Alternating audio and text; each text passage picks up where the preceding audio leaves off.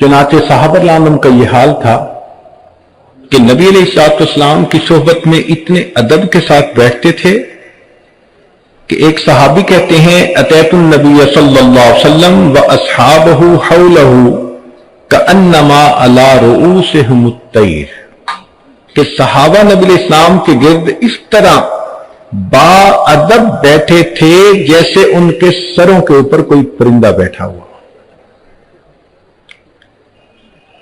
काला अबू इब्राहिम, एक बुजुर्ग फरमाते हैं कि वाजिबुन अला कुल्li मुमिनिन, हर मोमिन पर यह वाजिब है, मता ज़करहु और ज़ुकिरा इंदहु, कि जब वो खुद तज़किरा करे या उसके पास नबी अलैहिस्सलाम का जिक्र मुबारक हो, अन यखदा व यख्शा व यतवक्करा व यस्कुन मिन हरकतिही व यअखुज़ फी हैबतिही व इजलालिही, कि उसकी तबीयत के ऊपर असर महसूस हो, किसी की जलालत शान का जैसे असर होता है तो उस बंदे के ऊपर उसका असर महसूस होना चाहिए कि इसके सामने अल्लाह के प्यारे हबीब सल्लल्लाहु अलैहि वसल्लम का जिक्र मुबारक किया गया है। चुनाचे मतलब कहते हैं कि इमाम मालिक रहमतुल्लाह अलैह के पास लोग आते, वो अपनी बांदी को कहते कि पूछो किस लिए आए हैं। अगर वो कहते कि हम फिक्र के मसाइल सीखने के लिए आए हैं तो इमाम मालिक उसी वक्त आ जाते, और अगर वो कहते कि हम हदीस मुबारका की रिवायत लेने आए हैं तो इमाम मालिक रहमतुल्लाह अलैह गुस्ल फरमाते, साफ सुथरे कपड़े से बेतन फरमाते, इतर लगाते, फिर एक तख्त बनाया हुआ था, अमामा बांधकर उस तख्त के ऊपर तशरीफ फरमा होते और फिर नबी अलैहिस्सलाम की बात को आगे नकल फरमाते थे। उनके अमल से भी यह साबित होता था कि वाकई किसी जीशान हस्ती की बात ये आगे बयान कर रहे हैं। सईद बिन अल-मुसय्यब रहमतुल्लाह अलैह के आखिरी वक्त था, किसी ने हदीस की बात पूछ ली। उस वक्त में जबकि जान कनी का आलम है और इंसान तकलीफ में होता है, उस वक्त में भी हदीस मुबारका का चूंकि तज़किरा आया, वो उठकर बैठे और उन्होंने हदीस बयान की, और आखिरी लफ्ज जब निकला तो नीचे गिरे और रूह कब्ज़ हो गई। आखिरी लम्हे में भी हदीस मुबारका का ऐसा अदब था। चुनाचे वो लोग जो तो नबी अलैहिस्सलाम की सोहबत में थे, वो तो आप सल्लल्लाहु अलैहि वसल्लम के सामने अदब से बैठते थे। आज हमारे सामने अगर हदीस मुबारका का दर्स हो, तिलावत हो, तो हमें चाहिए उसी तरह अदब से बैठें जिस तरह के सहाबा लानम नबी अलैहिस्सलाम की सोहबत में बैठा करते थे।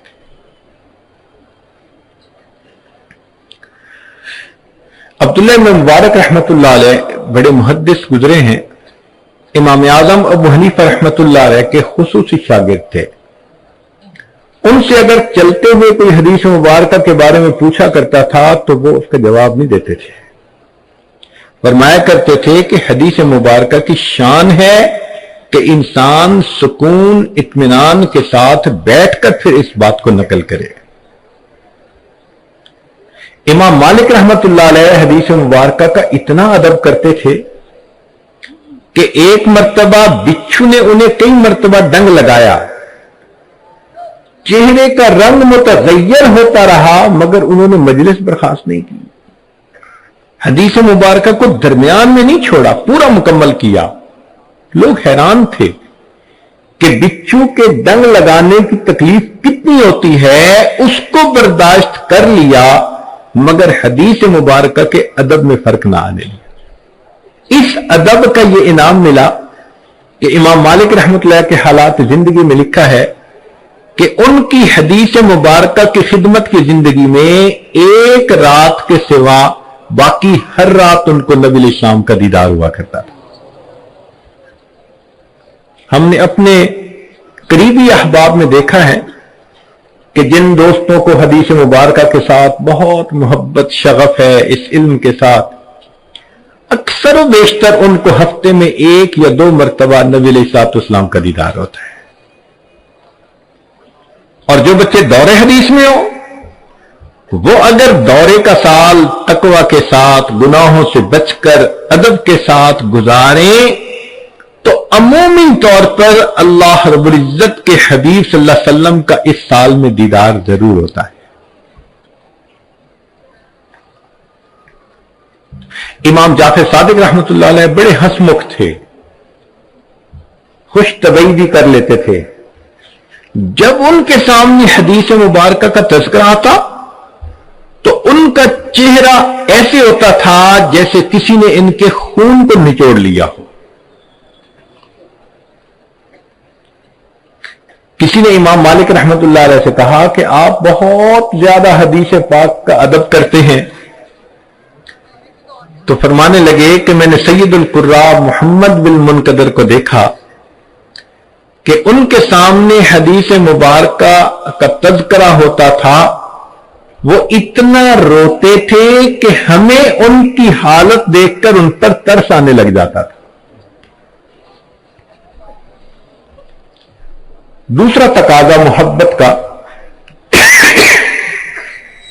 عدم التقدیم بین یدیہ وغض الصوت عندہ، کہ نبی علیہ الصلوۃ والسلام سے انسان تقدم نہ کرے اور ان کی آواز سے اپنی آواز کو بلند نہ کرے۔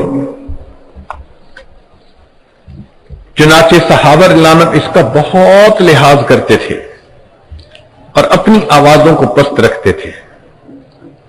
اللہ رب العزت نے قرآن مجید میں فرمایا لا ترفعوا اصواتکم فوق صوت النبی ولا تجهروا له بالقول كجهر بعضكم لبعض ان تحبط اعمالكم وانتم لا تشعرون، کہ اگر تمہاری آواز میرے محبوب صلی اللہ علیہ وسلم کی آواز سے بلند ہو گئی، ہم تمہارے کیے ہوئے عملوں کو ضائع کر دیں گے اور تمہیں اس کا پتہ بھی نہیں چلے گا۔ چنانچہ آج بھی یہ ادب اپنی جگہ موجود۔ آپ جائیں مواضع شریف پر تو اس وقت بھی یہ آیت لکھی ہوئی ہے لا ترفعوا اصواتکم فوق صوت النبی۔ کسی معاملے میں نبی علیہ الصلوۃ والسلام کے فرمان پر اپنی مرضی کو مقدم کر دینا، اس کو تقدم کہا جاتا ہے۔ ہمارے اکابر تو حدیث کا اتنا احترام فرماتے تھے۔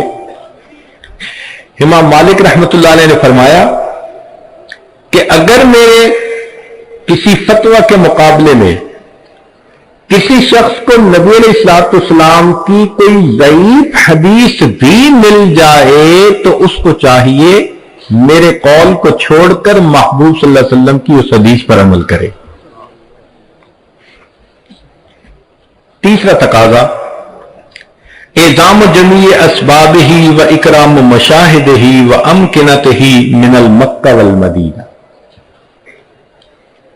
کہ جب کسی سے محبت ہوتی ہے تو اس کے متعلق جو بھی چیزیں ہوتی ہیں ان سے بھی محبت ہوتی ہے۔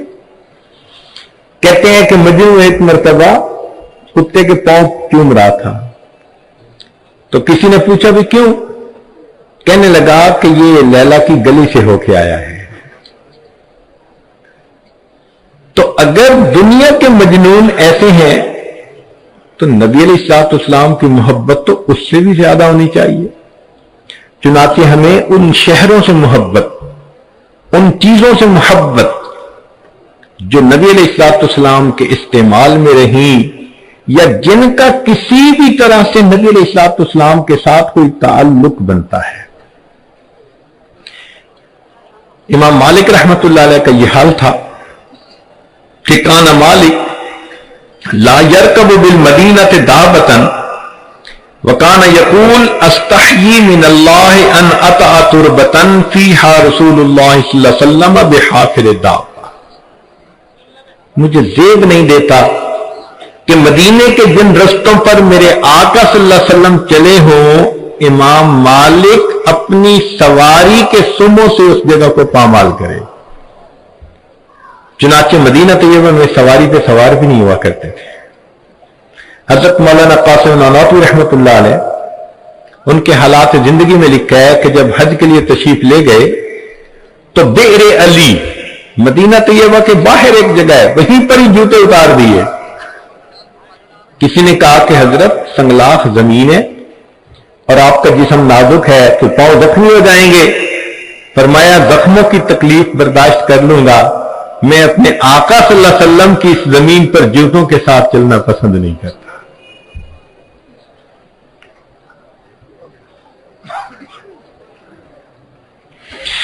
امام مالک رحمت اللہ علیہ کو کسی نے آ کر ایک کمان دکھائی اور یہ کہا کہ یہ کمان نبی علیہ الصلوۃ والسلام کے استعمال میں رہی ہے.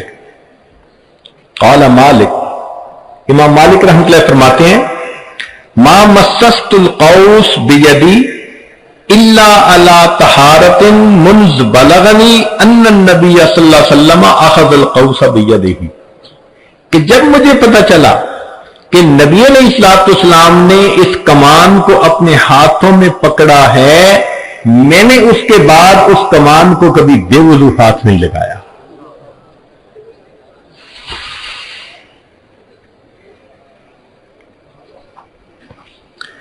چوتھا تقاضا حب الصحابہ و اہل بیت، کہ نبی علیہ الصلوۃ والسلام کے اہل بیت سے اور آپ کے صحابہ کرام سے انسان محبت کرے. نبی علیہ السلام نے ارشاد فرمایا اللہ اللہ فی اصحابی لا تتخذوهم من بعد غرضا فمن احبهم فبحبی احبهم، جو میرے صحابہ سے محبت کرے گا وہ میری محبت کی وجہ سے ان سے محبت کرے گا. تو صحابہ کرام سے اور اہل بیت سے محبت کرنا. من احب شیئا احب من یحب، بندہ جب کسی سے محبت کرتا ہے جو چیزیں اس کو محبوب ہوتی ہیں ان سے بھی محبت کرتا ہے. چنانچہ حدیث مبارک میں ہے آیت الایمان حب الانصار و آیت النفاق بغضهم، کہ انصار سے محبت کرنا ایمان کی علامت ہے اور ان کے ساتھ بغض رکھنا یہ نفاق کی علامت ہے.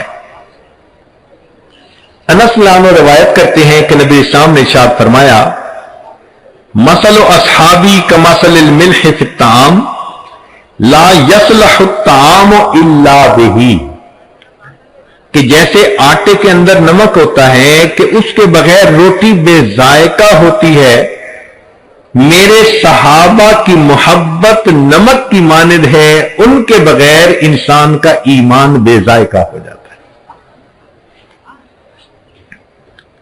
ایک اور حدیث مبارکہ نبی اسلام نے ارشاد فرمایا من حفظنی فی اصحابی ورد علی الحوض، جو میرے صحابہ کی عزت و حرمت کی حفاظت کرے اس کو چاہیے کہ حوض کوثر پر میرے پاس آئے. ومن لم یحفظنی فی اصحابی لم یرد علی الحوض، اور جو میرے صحابہ کی عزت و حرمت کی حفاظت نہ کرے اس کو چاہیے حوض کوثر پر میرے سامنے ہی نہ آئے. سیدنا حسن رضی اللہ عنہ فرماتے ہیں کہ نبی علیہ السلام نے ارشاد فرمایا لکل شیء اساس، ہر چیز کی ایک بنیاد ہوتی ہے. اساس الاسلام حب اصحاب رسول اللہ، اور اسلام کی بنیاد نبی علیہ الصلوۃ والسلام کے اصحاب اہل بیت کے ساتھ محبت کا کرنا ہے. ایوب سختیانی رحمت اللہ علیہ فرماتے تھے من احب ابا بکر فقد اقام الدین، جس نے ابو بکر لانوں سے محبت کی اس نے دین کو قائم کر لیا. ومن احب عمر فقد اوضح السبیل، جس نے عمر لانوں سے محبت کی اس کے اوپر راستہ واضح ہو گیا. ومن احب عثمان فقد استضاء بنور اللہ، جس نے عثمان جانوں سے محبت کی اس نے اللہ کے نور سے نور پا لیا. ومن احب علی، اور جس نے علی عنہ سے محبت کی فقد اخذ بالعروۃ الوثقی، اس نے مضبوط رسی کو پکڑ لیا. ومن احسن الثناء علی اصحاب محمد صلی اللہ علیہ وسلم، اور جو شخص صحابہ رضی اللہ عنہم کی خوب تعریف کرے فقد بری من النفاق، وہ شخص نفاق سے بری ہو گیا. پانچواں تقاضا الاقتداء بہ، کہ انسان نبی علیہ الصلوۃ والسلام کے ساتھ محبت کرتا ہے. اس کا ثبوت یہ کہ اب وہ نبی علیہ الصلوۃ والسلام کی سنت کی پیروی کرے. عبداللہ بن مبارک رحمۃ اللہ علیہ فرماتے ہیں تعصل الہ وانت تزعم حبہ ھذا لعمری فی القیاس بدیع لو کان حبک صادقا لاطعتہ ان المحب لمن یحب مطیع، کہ اگر تم محبت میں سچا ہوتا تو اطاعت کرتا، اس لیے کہ محب جس سے محبت کرتا ہے اس کی اطاعت کرتا ہے. صحابہ رضی اللہ عنہم اطاعت کرنے میں اتنے کامل تھے، انسان حیران ہوتا ہے. چنانچہ ابن عمر رضی اللہ تعالیٰ عنہ عمرہ حج کے سفر پہ جا رہے ہیں. راستے میں ایک جگہ سواری کھڑی کی، سواری سے نیچے اترے اور قریب درختوں کی جگہ تھی، وہاں پر گئے اور اس طرح بیٹھے کہ جیسے قضائے حاجت کے لیے انسان بیٹھتا ہے، مگر فارغ نہیں ہوئے، ویسے ہی اٹھ کے واپس آئے اور سفر شروع کر دیا. تو جو رفقائے سفر تھے انہوں نے پوچھا کہ حضرت اگر حاجت نہیں تھی تو آپ خود بھی رکے، ہمارا بھی وقت لگوایا. تو فرمایا کہ مجھے ضرورت تو نہیں تھی، مگر ایک مرتبہ نبی علیہ الصلوۃ والسلام کے ساتھ سفر کرتے ہوئے میں نے دیکھا کہ میرے آقا صلی اللہ علیہ وسلم یہاں رکے اور قضائے حاجت کے لیے یہاں آ کر بیٹھے، اگرچہ ضرورت نہیں تھی، میرا جی چاہا میں وہی عمل کروں جو میرے آقا صلی اللہ علیہ وسلم نے کیا تھا. کیا والہانہ محبت تھی ان کے دلوں میں. چنانچہ ایک صحابی کے حالات سے زندگی میں لکھا ہے کہ وہ افریقن ملک کے تھے تو ان کے بال عام طور پر کرلی ہوتے ہیں، سخت ہوتے ہیں،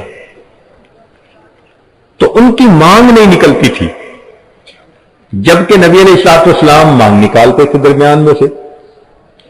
تو ایک دن آگ سینک رہے تھے، سردی کا موسم تھا، اور ان کے پاس لوہے کی کوئی راڈ تھی جس سے کہ وہ آگ کو ٹھیک کر رہے تھے. وہ گرم گرم انہوں نے یہاں پھیر دی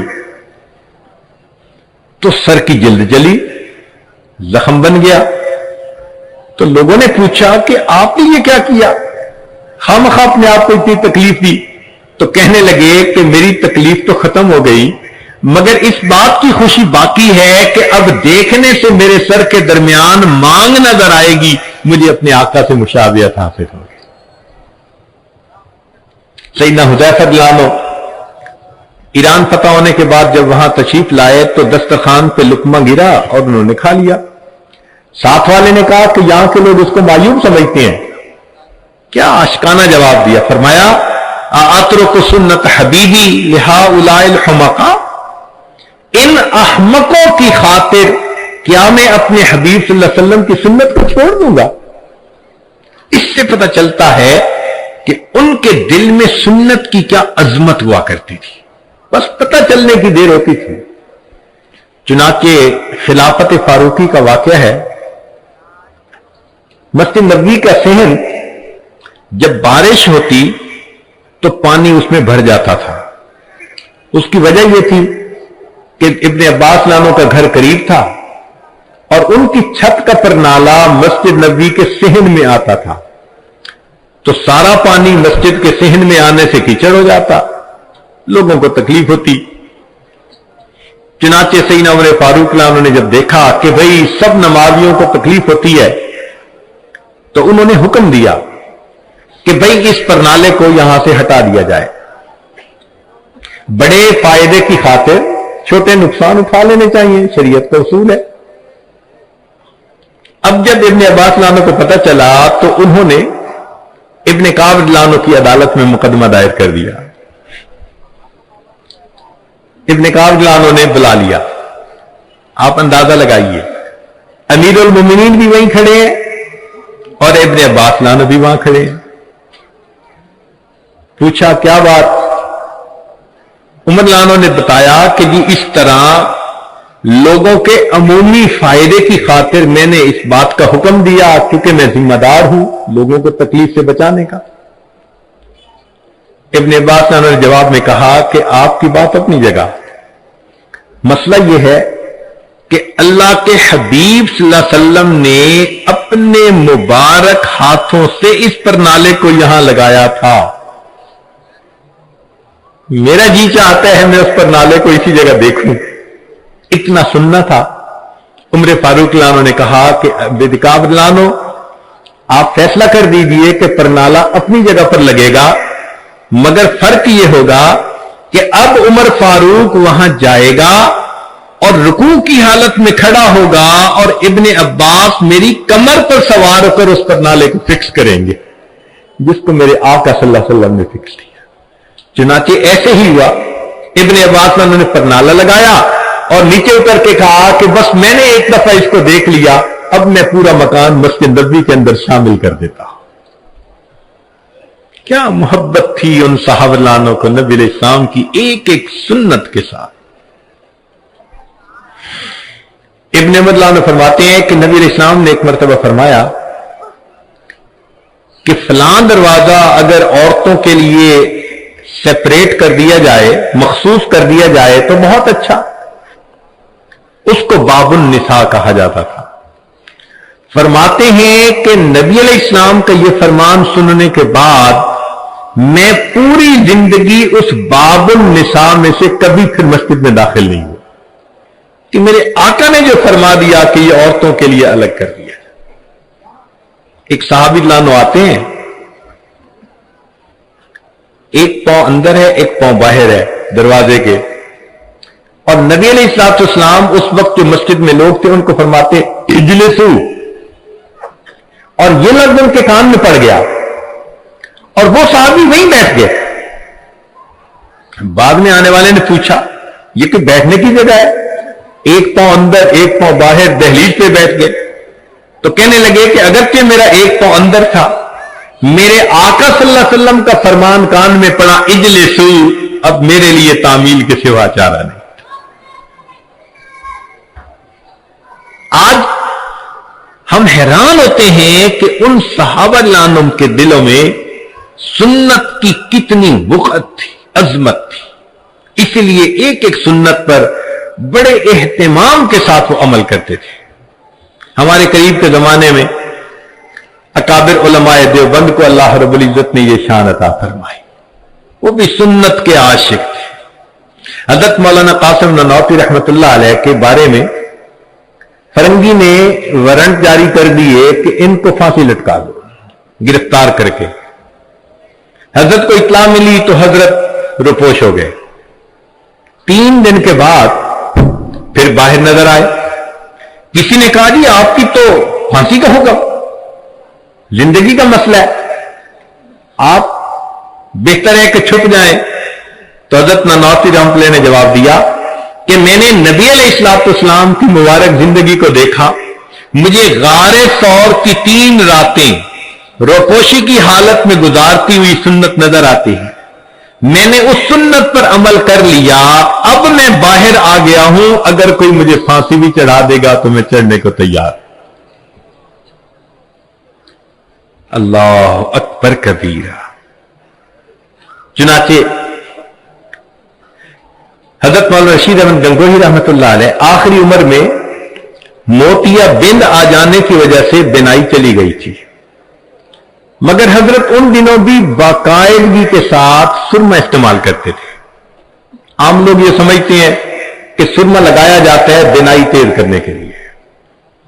تو ایک آدمی نے کہا کہ حضرت آپ کی تو بینائی بھی نہیں اور آپ سرما لگاتے ہیں۔ فرمایا کہ میں بینائی کی نیت سے نہیں، اپنے آقا صلی اللہ علیہ وسلم کی سنت پر عمل کرنے کی نیت سے روزانہ سرما ڈالتا. ہمیں تو سنت پہ عمل کرنا ہے نا. علامہ انور شاہ کشمیری رحمت اللہ علیہ حدیث مبارکہ کا اتنا ادب تھا کہ بے وضو ہاتھ نہیں لگایا کرتے تھے.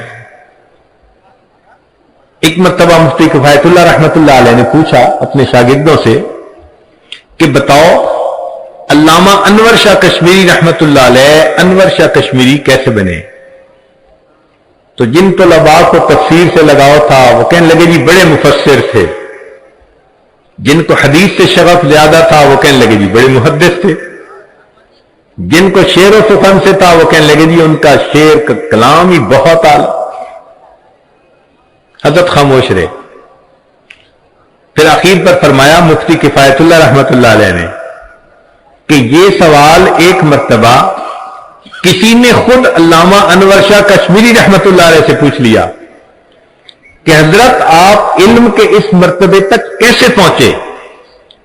تو انہوں نے جواب دیا کہ مجھے اللہ نے اتنا ادب دیا کہ میں بے وضو کبھی حدیث پاک کی کتاب کو ہاتھ نہیں لگاتا، اور کتابوں کے رکھنے میں بھی ان کے درجے کا خیال رکھتا ہوں.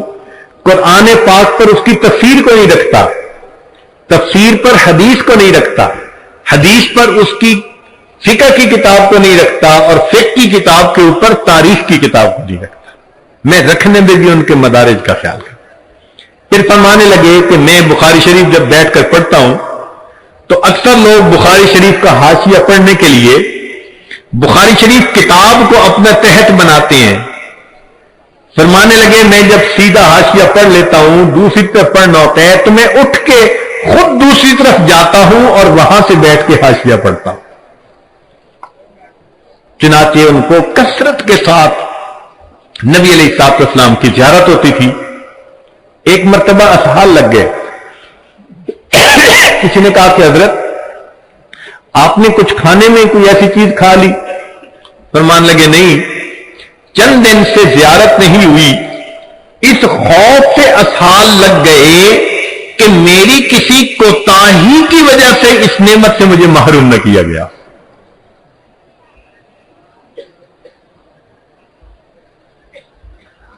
حضرت مولانا حسین احمد مدنی رحمت اللہ علیہ 18 سال مسجد نبوی میں بیٹھ کے حدیث کا درس دیا. ایک ایک دن میں 11 اسباق پڑھاتے تھے.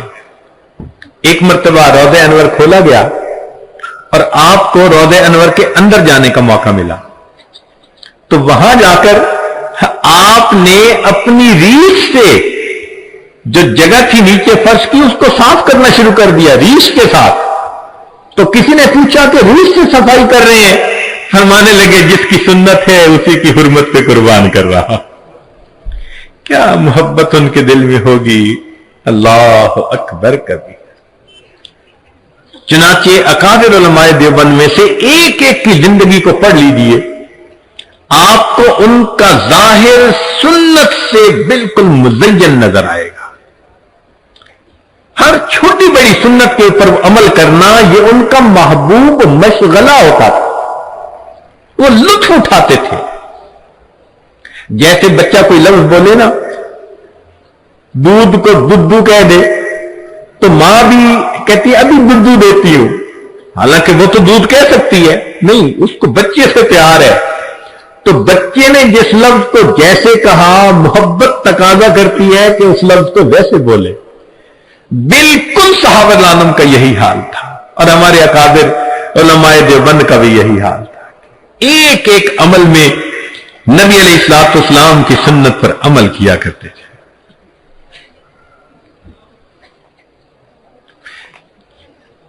چھٹی علامت بغض من ابغض اللہ ورسولہ. جو بندہ اللہ اور اس کے رسول صلی اللہ علیہ وسلم سے بغض رکھے تو دل میں ان کے خلاف بغض رکھنا، محبت کرنے والوں سے محبت کرنا اور بغض رکھنے والوں سے بغض رکھنا. اس کی آسان سی مثال ہے کہ جب کسی عورت کے ہاں بیٹا ہو اس کے محبت کے پیمانے بدل جاتے ہیں. پہلے اس کی محبت کا اور حساب تھا، اب اس کی محبت بچے کی بنیاد پہ. جو بچے سے محبت کرے اس سے وہ محبت کرتی ہے، جو بچے سے نفرت کرے اس سے وہ نفرت کرنے لگ جاتی ہے. تو ماں اگر بچے کی وجہ سے نفرت کرتی ہے یا محبت کرتی ہے تو پھر مومن کا بھی یہی معاملہ ہے. جو نبی علیہ السلام سے محبت کرے ان کے ساتھ محبت کا تعلق رکھنا، اور جو نفرت کرے ان کے ساتھ نفرت کا معاملہ کرنا.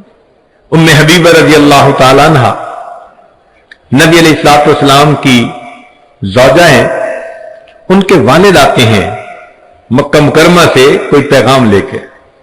سوچنے لگے چلو میں بیٹی کے یہاں ہوتا جاؤں. آئے جب بستر پر بیٹھنے لگے تو ام حبیبہ دلانے نے فوراً بستر کو لپیٹ دیا. تو باپ نے کہا کہ بیٹی، باپ کے آنے پہ بستر بچھایا کرتے ہیں، بستر لپیٹا نہیں کرتے، تم نے یہ کیا کیا؟ تو انہوں نے جواب دیا آپ کی بات اپنی جگہ سچی، مگر مجھے زیب نہیں دیتا کہ یہ میرے آقا صلی اللہ علیہ وسلم کا بستر ہو اور اس کے اوپر ایک مشرک آ کر بیٹھ جائے.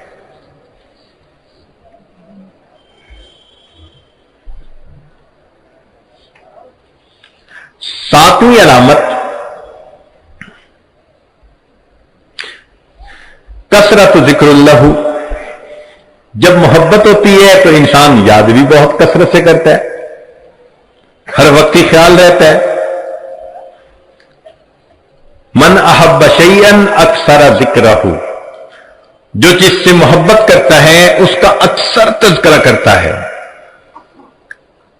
اس کی دلیل قرآن عظیم الشان میں سے کہ اللہ رب العزت کو نبی علیہ الصلوۃ والسلام سے ساتھ محبت. تو قرآن مجید میں دیکھو کہ اللہ نے اپنے حبیب صلی اللہ علیہ وسلم کا کتنا تذکرہ کیا. جگہ جگہ تذکرہ نظر آتا ہے. بلکہ حضرت نانوتوی رحمۃ اللہ علیہ تو فرماتے تھے کہ ایک ایک آیت نبی علیہ الصلوۃ والسلام کی شان بتلاتی ہے. اتنی کثرت کے ساتھ اللہ کے حبیب صلی اللہ علیہ وسلم کا تذکرہ. تو جب محبت ہوتی ہے تو انسان یاد کرتا ہے. سیدنا صدیق اکبر کے بارے میں آتا ہے کہ جب خلیفہ بنے تو جمعہ پڑھانے کے لیے خطبہ دینے کے لیے کھڑے ہوئے اور کہا سمعت رسول اللہ صلی اللہ علیہ وسلم العام الاول فبکا، کہ میں نے نبی علیہ الصلوۃ والسلام سے پچھلے سال سنا اور اتنے لفظ کہہ کے رونا شروع کر دیا. پھر دوبارہ آنسو پوچھ کے یہ بات شروع کی اور پھر رونا شروع کر دیا. پھر دوسری مرتبہ آنسو پوچھے، تیسری مرتبہ بات کہی اور تیسری مرتبہ پھر رونا شروع کر دیا. بات بات پہ ان کی آنکھوں سے آنسو چھلک پڑتے تھے. نبی علیہ الصلوۃ والسلام کی یاد ان کے دلوں کو مچلا کے رکھ دیا کرتی تھی. عبداللہ بن عمر بیٹھے ہوئے ہیں، پاؤں سو گیا، جیسے اٹھتے ہوئے پاؤں سو جاتا ہے، سن ہو گیا. تو کسی نے کہا کہ اذکر احب الناس الیک یذل عنک، کہ آپ کو جس سے سب سے زیادہ محبت ہے اس کا نام لیجئے تو یہ کیفیت ختم ہو جائے گی. فصاح یا محمداہ فانتشر، فوراً کہنے لگے اے محمد صلی اللہ علیہ وسلم، اور اسی وقت ان کا پاؤں بالکل ٹھیک ہو گیا. بے اختیار دل سے یعنی زبان سے وہ لفظ نکلا جس سے واقعی ان کو بہت محبت تھی. صحابہ کرام جب ایک دوسرے سے ملتے تھے تو وہ نبی علیہ الصلوۃ والسلام کی باتیں اس طرح سناتے تھے جیسے آج کل کے دور میں لوگ ملتے ہیں ایک دوسرے کو آئس کریم کی پیشکش کیا کرتے ہیں. ان کے نزدیک نبی علیہ الصلوۃ والسلام کا تذکرہ کرنا اس طرح محبوب ہوا کرتا تھا کہ وہ نبی علیہ الصلوۃ والسلام کو یاد کیا کرتے تھے. آپ صلی اللہ علیہ وسلم کی باتیں ایک دوسرے کو سنانا ان کا محبوب کام ہوا کرتا تھا. 8ویں چیز کثرت شوق ہی الی لقائہ، کہ جب نبی علیہ الصلوۃ والسلام کے ساتھ محبت تو ان سے ملاقات کی پھر تمنا بھی ہوتی ہے. جب بھی محبت ہو تو دل چاہتا ہے ملاقات کرنے کو. صحابہ رضی اللہ عنہم کی عجیب کیفیت تھی. نبی علیہ الصلوۃ والسلام نے ایک بوڑھے میاں کو دیکھا کہ وہ آتے ہیں خاموشی کے ساتھ بیٹھے رہتے ہیں پھر اٹھ کے چلے جاتے ہیں. پوچھا کہ آپ کا کیا حال؟ اے اللہ کے حبیب صلی اللہ علیہ وسلم میں اپنے گھر میں ہوتا ہوں اور جب مجھے آپ کی یاد آتی ہے تو میں آ کے مجلس میں حاضر ہو کر بیٹھتا ہوں, آپ کے چہرے انور کا جی بھر کے دیدار کرتا ہوں اور پھر خاموشی سے اٹھ کے واپس چلا جاتا ہوں. میں آتا ہی دیدار کرنے کے لیے. چنانچہ کئی صحابہ تھے کہ نبی علیہ السلام کا پردہ فرمانے کے بعد جنہوں نے دعا مانگی کہ اللہ یہ آنکھیں تو تھیں آقا صلی اللہ علیہ وسلم کے دیدار کے لیے, جب انہوں نے پردہ کر لیا اللہ بے شک ہماری بینائی کو زائل کر دی. بعض صحابہ نے قسمیں کھائی ہوئی تھی ہم صبح اٹھیں گے تو سب سے پہلے نبی علیہ السلام کا دیدار کریں گے. معلوم نہیں انہوں نے قسمیں کیسے پوری کی ہوں گی. اتنی محبت تھی ان کو نبی علیہ السلام سے. چنانچہ ایک مرتبہ نبی علیہ الصلوۃ والسلام نے دعا مانگی اللہ مجھے میرے احبا سے جلدی ملا دینا. صوبان رضی اللہ عنہ آپ کے غلام بے نام عرض کرنے لگے اے اللہ کے حبیب صلی اللہ علیہ وسلم ہم آپ کے غلام ہیں, ہر وقت حاضر خدمت ہیں, آپ کن کے لیے یہ دعا مانگ رہے تھے کہ اللہ مجھے میرے احبا سے جلدی ملا دینا؟ نبی علیہ السلام نے فرمایا صوبان تمہاری محبت بڑی قدر و قیمت والی ہے, مگر تم نے میرا دیدار کیا, تم نے جبریل علیہ السلام کو اترتے دیکھا, قرآن اترتے دیکھا. میں جن کے لیے دعا کر رہا تھا صوبان یہ وہ لوگ ہیں جو قرب قیامت میں پیدا ہوں گے, انہوں نے مجھے نہیں دیکھا ہوگا, ہاں وہ اپنے علماء سے میرے تذکرے سنیں گے اور فقط تذکرے سن کر ان کو مجھ سے اتنی محبت ہوگی کہ اگر ان کو اختیار دیا جاتا کہ اپنی اولادوں کو بیچ کر میرا دیدار کرتے تو وہ ایسا کر گزرتے. میں ان کے لیے دعا کر رہا ہوں اللہ مجھے ان احبا سے جلدی ملا دے. ابو ہریرہ اللہ نے فرماتے ہیں کہ نبی صاحب نے فرمایا من اشد امتی لی حبن ناس یکونون بعدی یود احدہم لو رآنی بأہلہ ومالی. تو واقعی جن کو محبت ہوتی ہے ان کا ایسا ہی دستور ہوتا ہے. عبدہ رضی اللہ عنہ ایک صحابی ہیں, فرماتی ہیں کہ میرے والد خالد بن میدان جب بستر پر رات کو سونے کے لیے آتے تو نبی علیہ السلام اور صحابہ کو یاد کرتے اور کہتے کہ ہم اصلی و فصلی و الیہم یحن قلبی طال شوقی الیہم فاجل رب قبضی الی. وہ میرے اصل تھے, فصل تھے, اے اللہ میرا دل اداس ہے جلدی میری روح کو قبض کر لے, مجھے ان کے ساتھ واصل کر دے. یہ محبت ہوتی ہے انسان. چنانچہ سیدنا عمر رضی اللہ تعالیٰ عنہ کی محبت کا اندازہ لگائیے. ایک مرتبہ رات کا وقت ہے اور وہ مدینہ طیبہ کی گلیوں میں راؤنڈ کر رہے ہیں. ایک دروازے پر ان کو تھوڑی آواز آئی, سننے کے لیے کھڑے ہو گئے. محسوس ہوا کہ کوئی بڑی عمر کی عورت ہے اور وہ نبی علیہ الصلوۃ والسلام کی محبت میں اشعار پڑھ رہی ہے. سنتے رہے, دل مچل اٹھا. جب بوڑھی عورت نے اشعار مکمل کیے تو عمر فاروق اللہ نے دروازہ کھٹکھٹایا. بوڑھی عورت نے پوچھا کہ کس نے دروازہ کھٹکھٹایا؟ جواب دیا عمر فاروق امیر المومنین, رات کے اس وقت میں مجھ بڑھیا کے دروازے پر آپ کیسے آئے؟ فرمانے لگے کہ میں ایک تمنا اور فریاد لے کے آیا ہوں, تم اس کو پورا کر سکتی ہو. بوڑھی عورت نے دروازہ کھولا. امیر المومنین تشریف لائیے. عمر فاروق لانو داخل ہوتے ہیں اور زمین پر بیٹھ جاتے ہیں.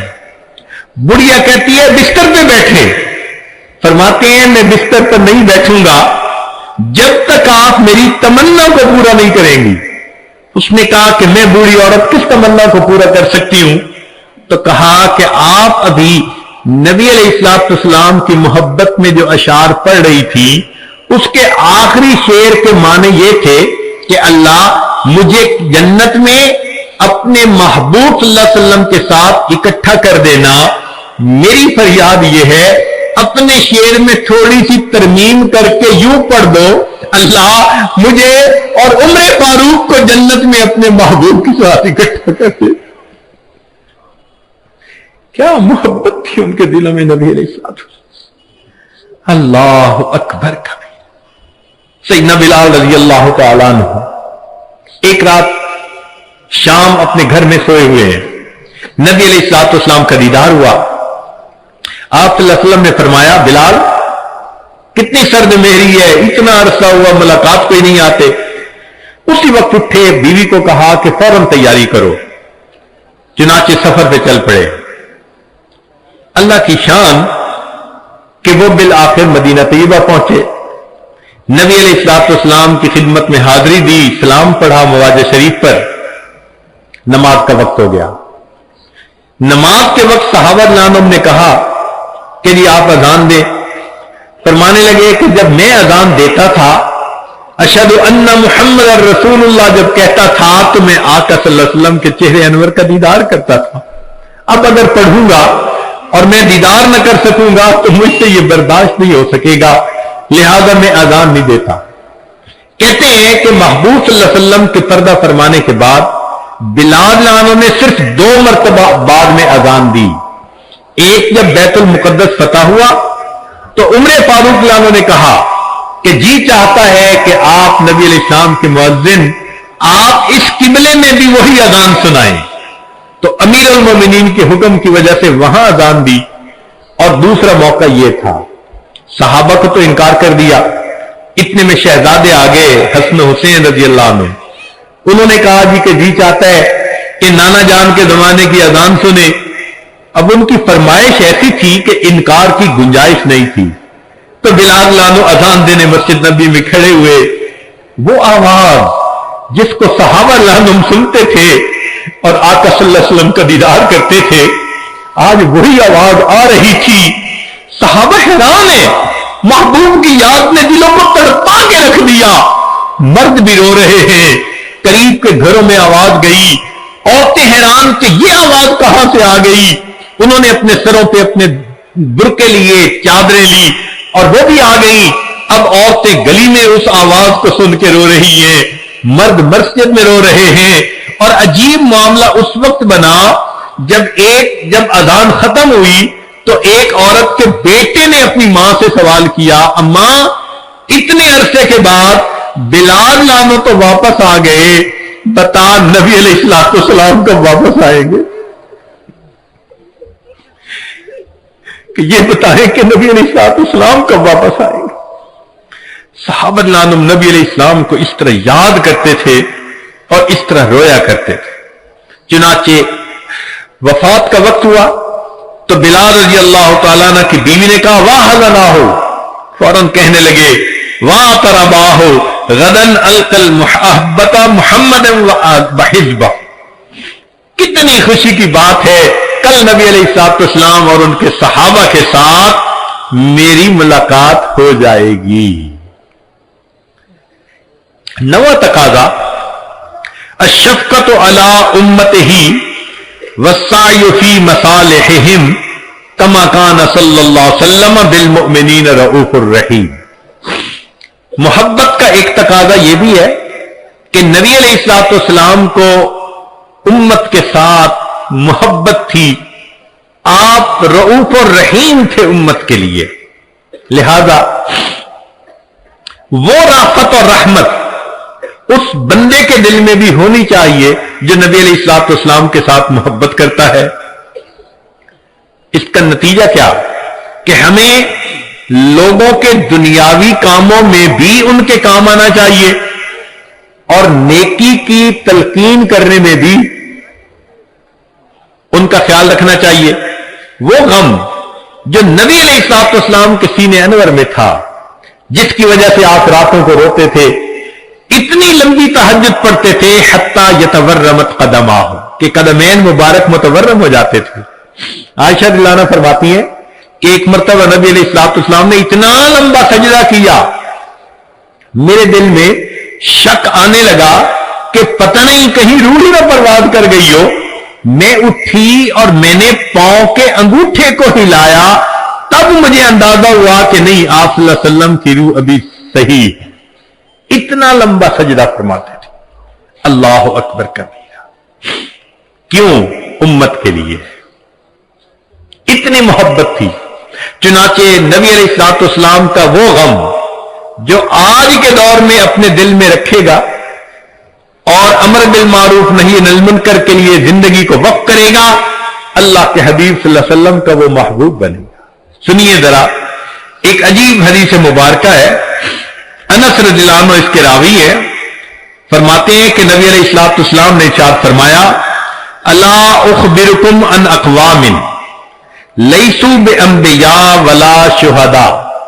کیا میں تمہیں ایسے لوگوں کے بارے میں نہ بتاؤں، نہ وہ انبیاء ہوں گے نہ وہ شہداء ہوں گے. یغبطہم یوم القیامت الانبیاء والشہداء. قیامت کے دن ان پر انبیاء اور شہداء رشک کر رہے ہوں گے. سبحان اللہ، کیا شان والے لوگ ہیں کہ وہ انبیاء نہیں، شہداء نہیں، مگر ان کو اللہ وہ مقام دیں گے، وہ اکرام عطا کریں گے کہ انبیاء اور شہداء ان کے اوپر رشک کریں گے. بمنازلہم من اللہ عز وجل علی منابر من نور. نور کے ممبروں پر ہوگے. یکونون علیہا قالوا ومن ہم. صحابہ نے پوچھے اللہ کے نبی صلی اللہ علیہ وسلم وہ کون ہوں گے؟ قال، نبی علیہ السلام نے فرمایا، الذین یحببون عباد اللہ الی اللہ ویحببون اللہ الی عبادہ وہم یمشون علی الارض نصحا. کہ جو بندوں کو اللہ کا محبوب بناتے ہیں اور اللہ کو بندوں کا محبوب بناتے ہیں، اور وہ دنیا میں لوگوں کو نصیحت کی بات کرنے والے. صحابہ نے پوچھا، اے اللہ کے حبیب صلی اللہ علیہ وسلم، بندوں کو اللہ کا محبوب بناتے ہیں، یہ بات سمجھ میں نہیں آتی. یہ تو سمجھ میں آتی ہے کہ اللہ کو بندوں کا محبوب بناتے ہیں، بندوں کو اللہ کا محبوب کیسے بناتے ہیں؟ نبی علیہ السلام نے فرمایا کہ وہ لوگوں کو نصیحت کرتے ہیں، گناہوں سے روکتے ہیں. یأمرونہم بحب اللہ وینہونہم یعنی اما کرہ اللہ فَإِذَا أَطَاعُوهُمْ أَحَبَّهُمُ اللَّهُ. تو جب بندے گناہ چھوڑ دیتے ہیں اور اللہ کی فرما برداری کرتے ہیں، وہ اللہ کے محبوب بن جایا کرتے ہیں. اب سوچئے کہ نبی علیہ الصلوۃ والسلام نے جن لوگوں کے بارے میں یہ بتلایا وہ آج امت میں ہمیں اپنی آنکھوں سے نظر آ سکتے ہیں. اس اکابر علماء دیوبند کے گروپ میں، جماعت میں آپ کو ایک کمزور سی شخصیت ملے گی. ذرا حالات زندگی پڑھ کر دیکھیے. کمزور سی شخصیت لوگوں کے دروازے پر جا رہی ہے. لوگوں، میں روٹی کا سوال کرنے نہیں آیا، میں تم سے زندگی کا سوال کرنے آیا ہوں، میں تم سے وقت کا سوال کرنے والا آیا ہوں. کون ہے؟ میرا نام الیاس ہے. میرے دل میں اللہ نے وہی محبت ڈالی ہے، وہی غم ڈالا ہے. میں سلام کرتا ہوں اس جماعت کی عظمت کو کہ جنہوں نے نبی علیہ السلام کے غم کو اپنا غم بنایا. آج دنیا کے سینکڑوں ممالک کے اندر جو اللہ کے بندوں کو اللہ سے ملاتے پھر رہے ہیں، یہ نبی علیہ الصلوۃ والسلام کے محبوب بندے زندگیاں لگا دیتے ہیں، سال لگا دیتے ہیں، اپنی مال، اپنی جان، اپنا سب کچھ. کس کے لیے؟ کہ اللہ سے اللہ کے بندے جڑ جائیں. کافر ہوتے ہیں ان کو مسلمان بنا لیتے ہیں، جو غفلت میں مسلمان پڑے ہوتے ہیں ان کو جگا دیتے ہیں، ان کو اللہ سے واصل کر دیتے ہیں. یہ ہے نعمت بھی اللہ نے اکابر علماء دیوبند کو عطا فرمائی کہ نبی علیہ الصلوۃ والسلام کی اس نعمت کے وارث بھی یہی بنے. چنانچہ وہ علماء جو وعظ و نصیحت کا کام کرتے ہیں، وہ مشائخ وہ دائی حضرات جو واض و نصیحت کا کام کرتے ہیں وہ سارے کے سارے اسی خوشخبری کے اندر شامل ہیں۔ نبی علیہ الصلوۃ والسلام نے فرمایا کہ اللہ تعالیٰ ان سے محبت فرماتے ہیں جو اللہ کے بندوں کو اللہ کا محبوب بناتے ہیں اور اللہ کو بندوں کا محبوب بنا دیتے ہیں۔ سچی بات تو یہ ہے کہ جتنی امت کے ساتھ شفقت نبی علیہ السلام کو تھی اور جتنی محبت نبی علیہ السلام کو تھی، ایسی محبت کا کوئی تصور بھی نہیں کر سکتا۔ آپ ذرا غور کیجئے، دنیا میں جتنی محبتیں ہیں سب غرض والی محبتیں، میاں بیوی کی محبت غرض، بیوی کو خاوند کی ضرورت ہے، خاوند کو بیوی کی ضرورت ہے، اولاد ماں باپ کی محبت غرض، اولاد کو ماں کی ضرورت ہے، باپ کی، ماں باپ کو اولاد کی ضرورت ہے، بھائی بھائی کی محبت بھی غرض، ایک دوسرے کے ہیلپ کی ضرورت ہے، پڑوسی پڑوسی کی محبت بھی غرض کی بنیاد پہ ایک دوسرے کی ضروریات ہوتی ہیں، حتیٰ کہ اگر استاد شاگرد کی محبت ہے تو وہ بھی غرض کی۔ کیوں؟ استاد پڑھا رہا ہے کہ مجھ سے اللہ راضی ہو جائیں گے اور شاگرد پڑھ رہا ہے کہ مجھے علم مل جائے گا۔ حتیٰ کہ پیر مرید کی محبت بھی غرض کی محبت، کہ مرید کے دل میں میری تربیت ہوگی اور پیر کے دل میں کہ اللہ راضی ہو جائیں گے۔ تو معلوم ہوا کہ غرض جیسی بھی ہو ہے تو غرض نہ پیچھے۔ ہاں، کوئی محبت ایسی ہے جو بے غرض ہو؟ ایک مرتبہ ذہن میں سوچا کہ کوئی محبت دنیا میں بے غرض ہے، تو ذہن نے جواب دیا کہ مخلوق کی محبت بے غرض نہیں ہو سکتی، کوئی نہ کوئی غرض تو لگی ہی ہوئی ہوگی۔ پھر سوچا کہ کوئی محبت، پھر ذہن نے کہا اگر دنیا میں بے غرض محبت دیکھنی ہے تو ذرا 1400 سال پیچھے چلے جاؤ، رات کا اندھیرا ہوگا، تم ایک ہستی کو دیکھو گے مصلی کے اوپر سجدے میں ہے، یا رب امتی یا رب امتی۔ کیا اس ہستی کو اپنے درجات کے بڑھنے کا تھا تما؟ نہیں، ان کو پہلے اللہ نے فرما دیا تھا لِيَغْفِرَ لَكَ اللَّهُ مَا تَقَدَّمَ مِن ذَنبِكَ وَمَا تَأَخَّرَ۔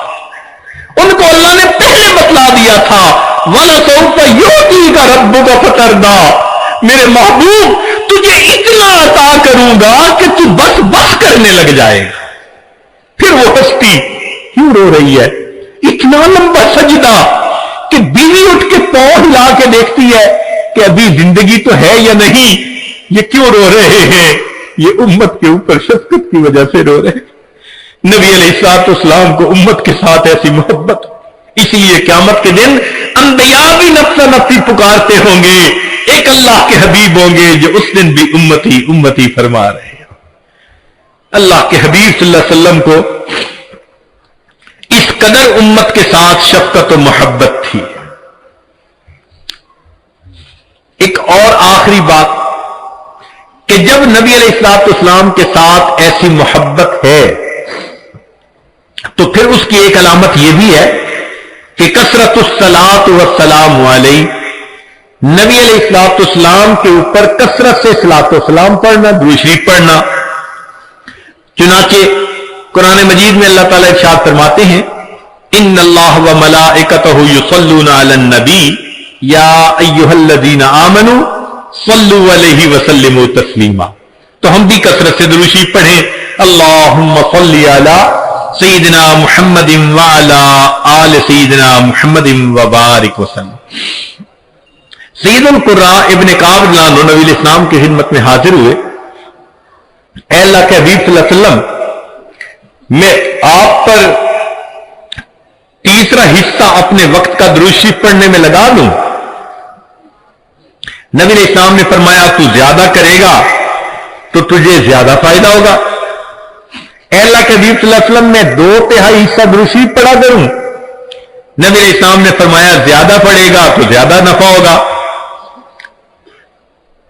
انہوں نے کہا اے اللہ کے حبیب صلی اللہ علیہ وسلم، پھر تو میں پورا وقت ہی آپ پر درود شریف پڑھوں گا۔ قال، نبی علیہ السلام نے اس کے جواب میں فرمایا کہ اذن یغفر ذنبک وتکفی ہمک، اگر تو ہر وقت مجھ پر درود شریف پڑھے گا اللہ پھر تیرے سب گناہوں کو معاف کر دیں گے اور تیرے تمام غموں کو اللہ ختم فرما دیں گے۔ عمر بن خطاب رضی اللہ عنہ فرماتے تھے الدعاء والصلاۃ معلق بین السماء والارض، دعا اور نماز آسمان اور زمین کے درمیان معلق رہتی ہیں. فلا يصعد الى الله منه شيء حتى يصلى على النبي صلی اللہ علیہ وسلم، یہ اس وقت تک اوپر قبولیت کے لیے نہیں جا پاتی جب تک کہ ان میں نبی علیہ السلام پر درود شریف نہ پڑھا گیا. اسی لیے ہر دعا سے پہلے بھی درود شریف پڑھنا چاہیے، بعد میں بھی پڑھنا چاہیے. نبی علیہ السلام نے ارشاد فرمایا الدعاء بین الصلاتین لا یرد، کہ دو درود شریف کے درمیان جو دعا مانگی جاتی ہے اس دعا کو رد نہیں کیا جاتا.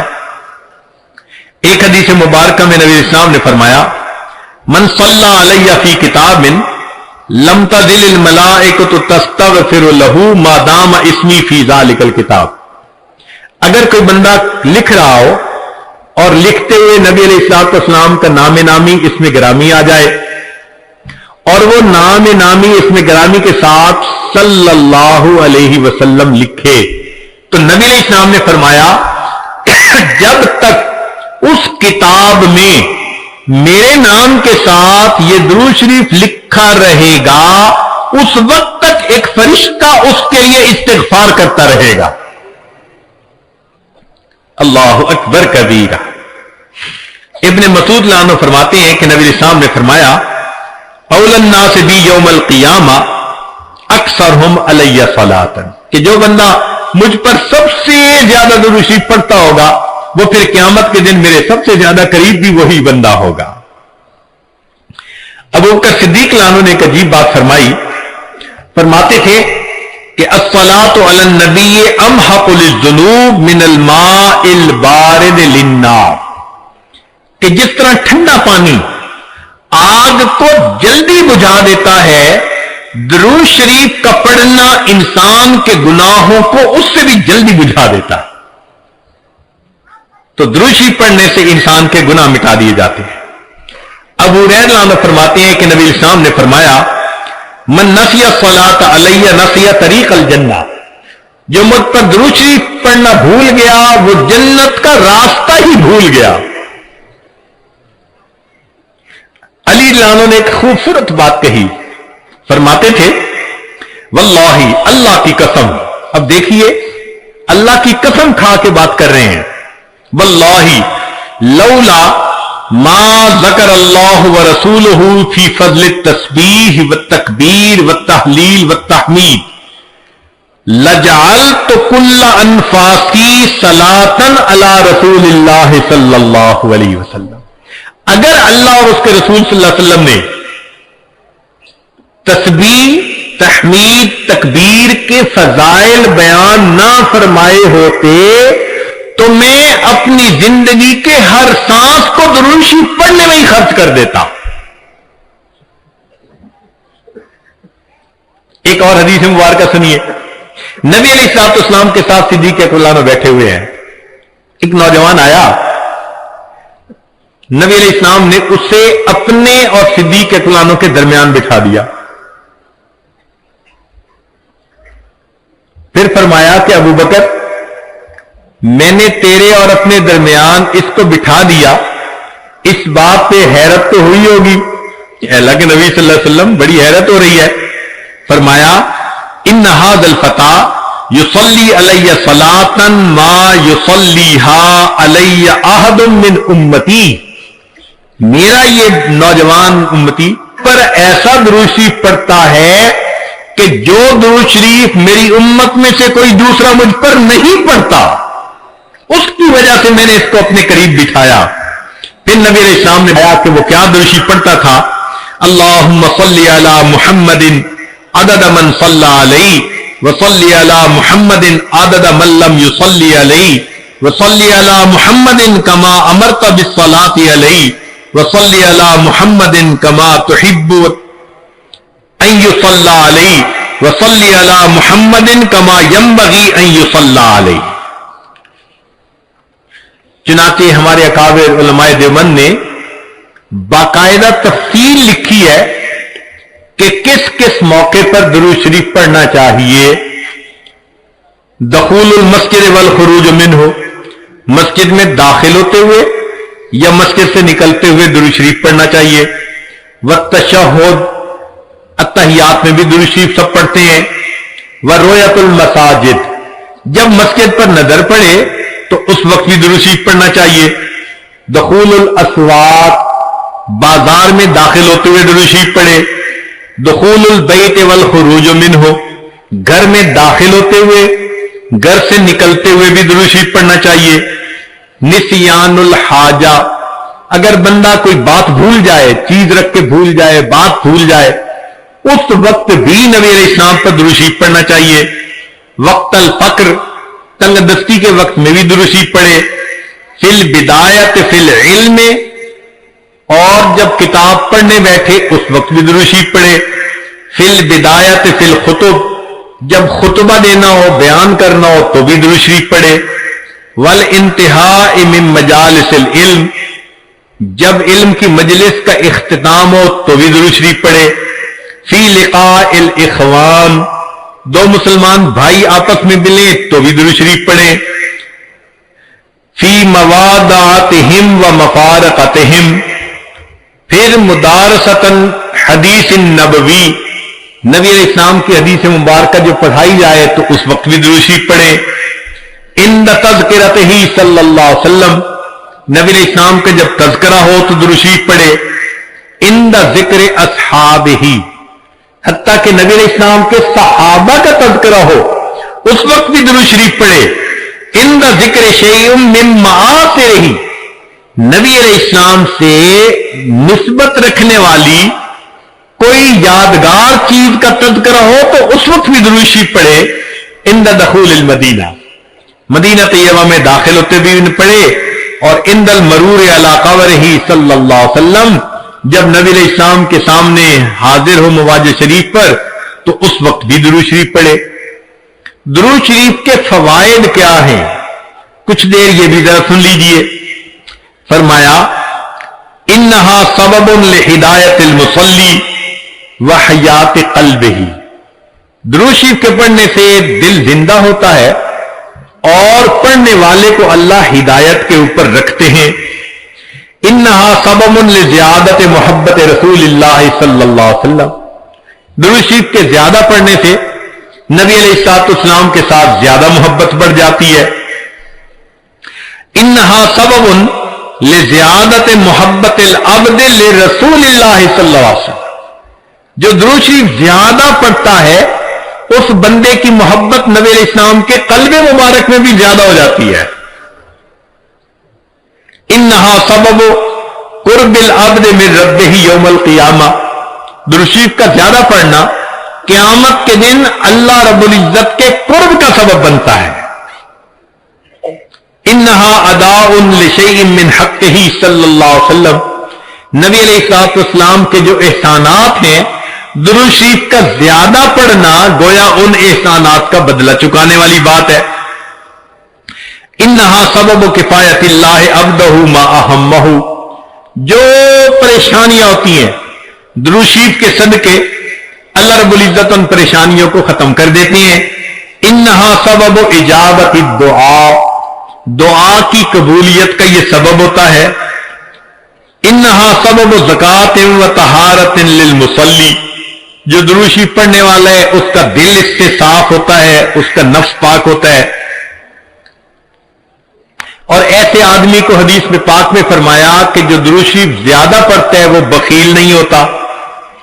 پھر جو درود شریف زیادہ پڑھتا ہے وہ قیامت کے دن کی حسرت سے بچ جاتا ہے، اور جو درود شریف زیادہ پڑھتا ہے ملائے اعلیٰ میں اس بندے کی تعریفیں بہت ہوتی ہیں، اور اس کے عمر میں اس کے وقت میں اللہ برکتیں عطا فرما دیتے ہیں۔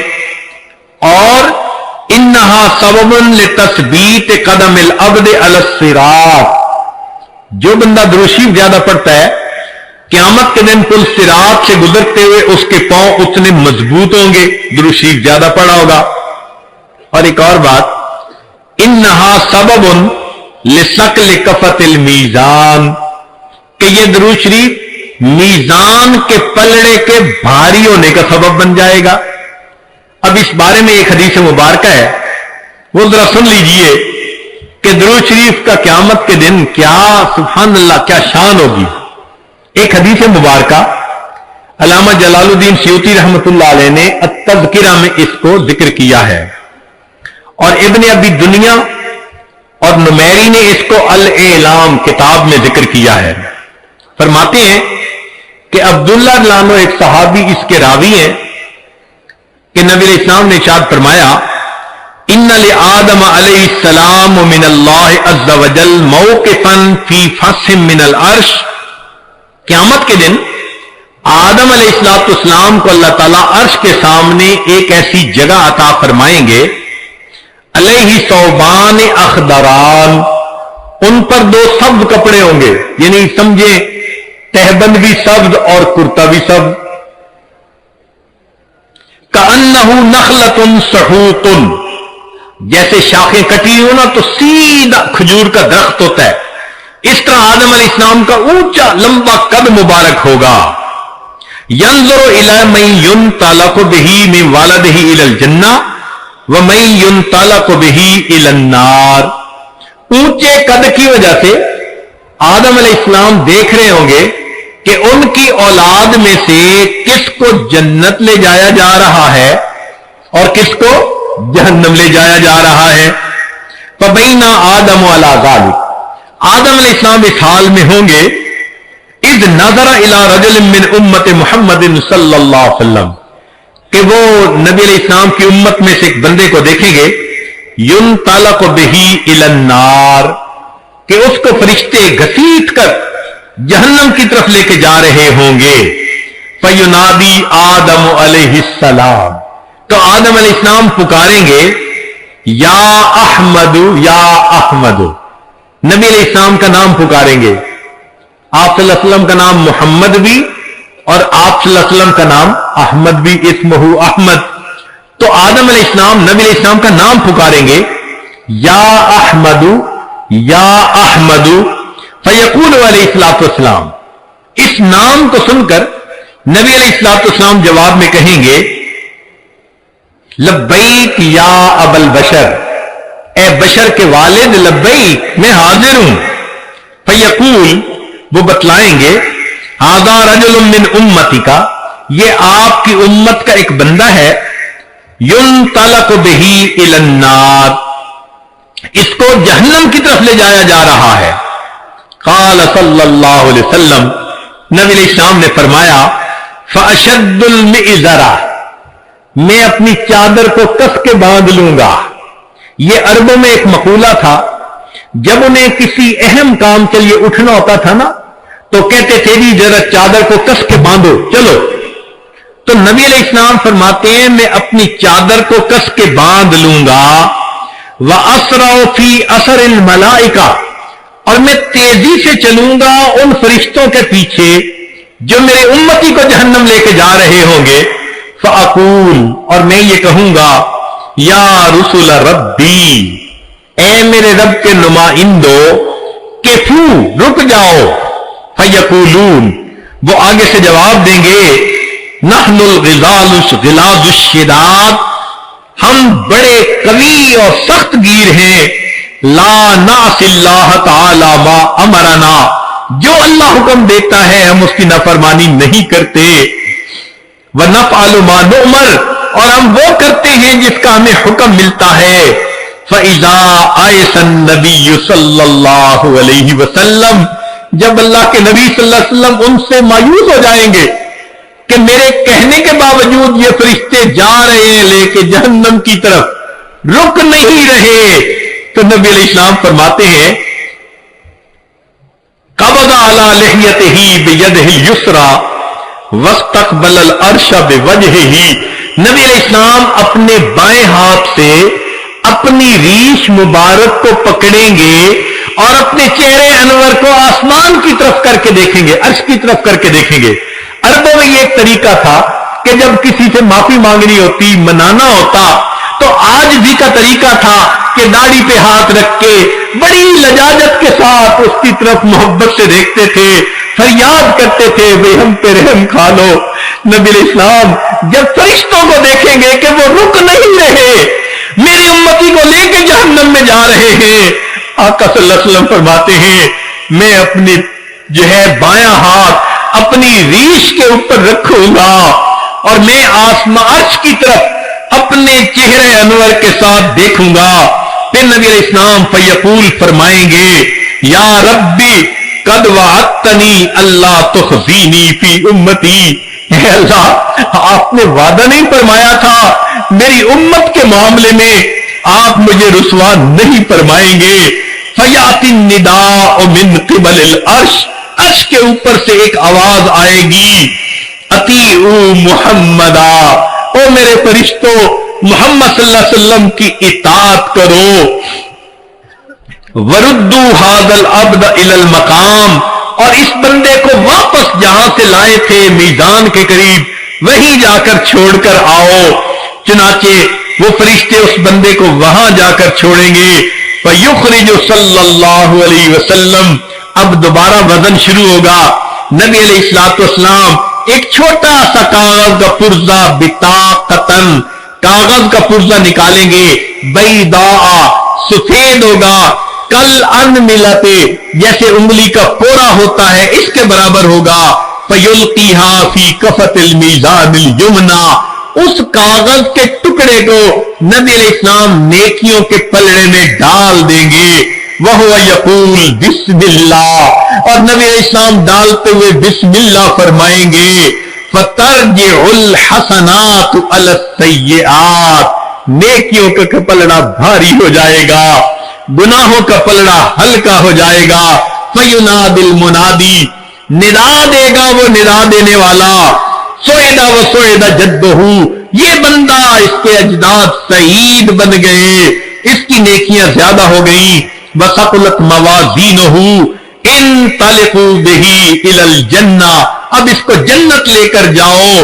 फयकूल या रुसुल रब्बी, जब जन्नत ले जाने लगेंगे तब वो बंदा कहेगा ऐ मेरे रब के नुमाइंदो फरिश्तों, केफू जरा रुक जाओ, हत्ता असअल हाज़ल अब्दिल करीम अला रब्बिही, हत्ता के मैं इस करीम बंदे से जरा मालूम तो कर लूं।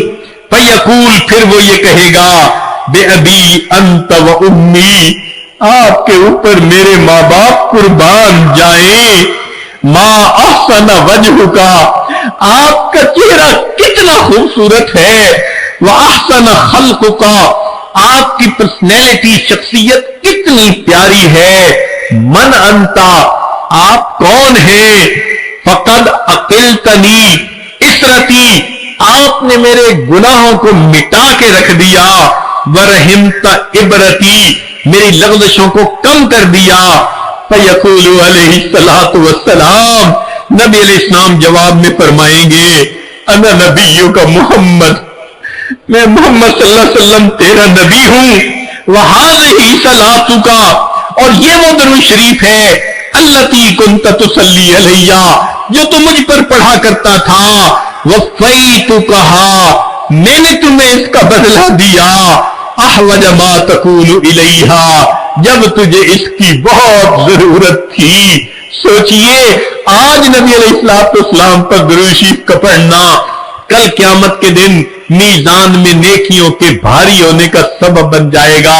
दुआ है अल्लाह रब्बुल इज्जत हमें अपने हबीब सल्लल्लाहु अलैहि वसल्लम की सच्ची मोहब्बत अता फरमाए, उनका एहतराम, उनकी इज्जत इकराम वो भी दिल में अता फरमाए, उनकी सुन्नतों की मोहब्बत के साथ इत्तिबा करने की भी तौफीक अता फरमाए, और कसरत से दुरूद शरीफ पढ़कर नबी अलैहिस्सलाम की मोहब्बत को दिल में भरने की तौफीक अता फरमाए। व आखिरु दावाना अल्हम्दुलिल्लाहि रब्बिल आलमीन।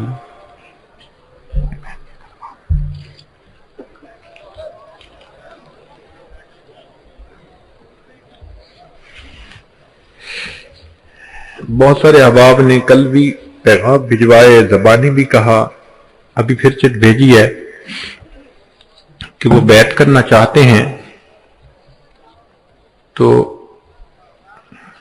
दिल में ये नियत कर लीजिए کہ ہم اپنی زندگی کے پچھلے تمام گناہوں سے سچی پکی توبہ کر رہے ہیں، آئندہ نیکوکاری پرہیزگاری کی زندگی گزارنے کا دل میں ارادہ کر رہے ہیں۔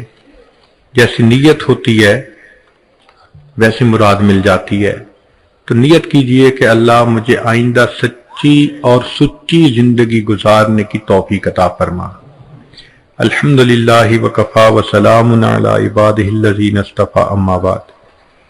جو احباب بیعت کرنا چاہتے ہیں یہ کلمات سچے دل کے ساتھ پیچھے پیچھے پڑھتے جائیے۔ بسم اللہ الرحمن الرحیم، لا الہ الا اللہ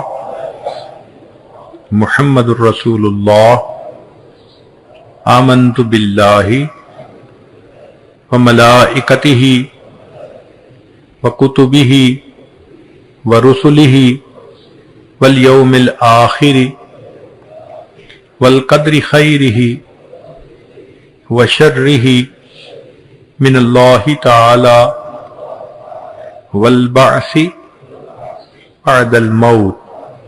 آمنت باللہ کما ہوا باسمائہ وصفاتہ وقبلت جمیع احکامہ اقرار باللسان وتصدیق بالقلب۔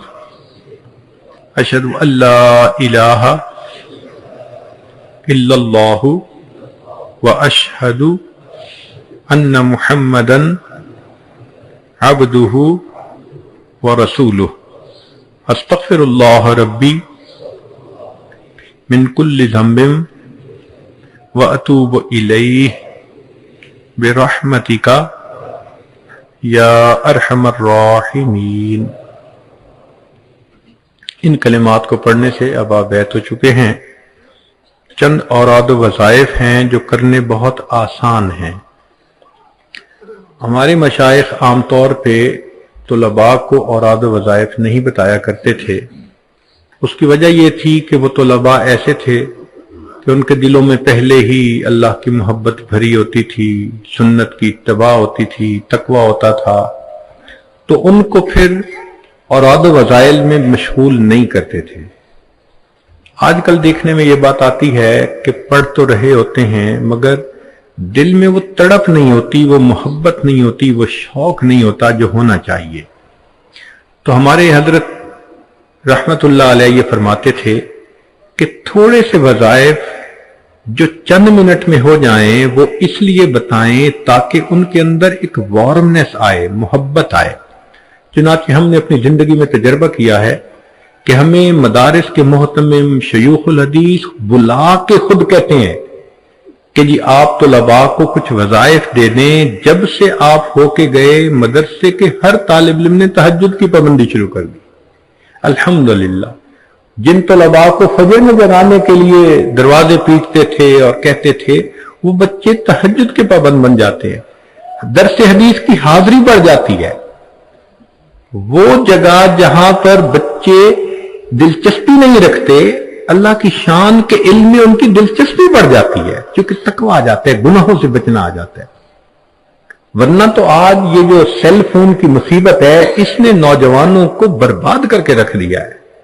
تو اس مصیبت سے بچنے کے لیے اتنے تھوڑے سے وظائف کہ جو وہ چند منٹوں میں کر لیں، ان کی تعلیم پہ بھی اثر نہ ہو اور ان کے دل میں محبت بھی بڑھے۔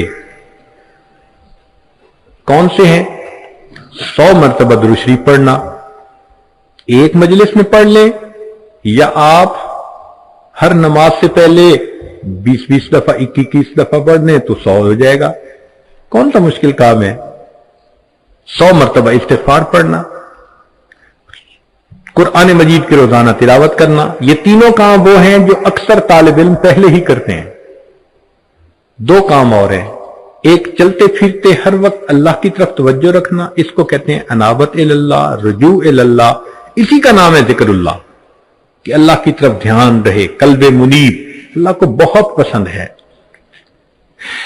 اور ایک کام کہ 10 منٹ کے لیے ذکر قلبی، صبح اور شام۔ اس کا آسان طریقہ یہ ہے کہ آپ عشاء کے بعد پڑھائی سے جب فارغ ہو جائیں تو कोशिश करें कि गप्पे मारने की बजाय, हालात हाजरा डिस्कस करने की बजाय जल्दी सो जाएं।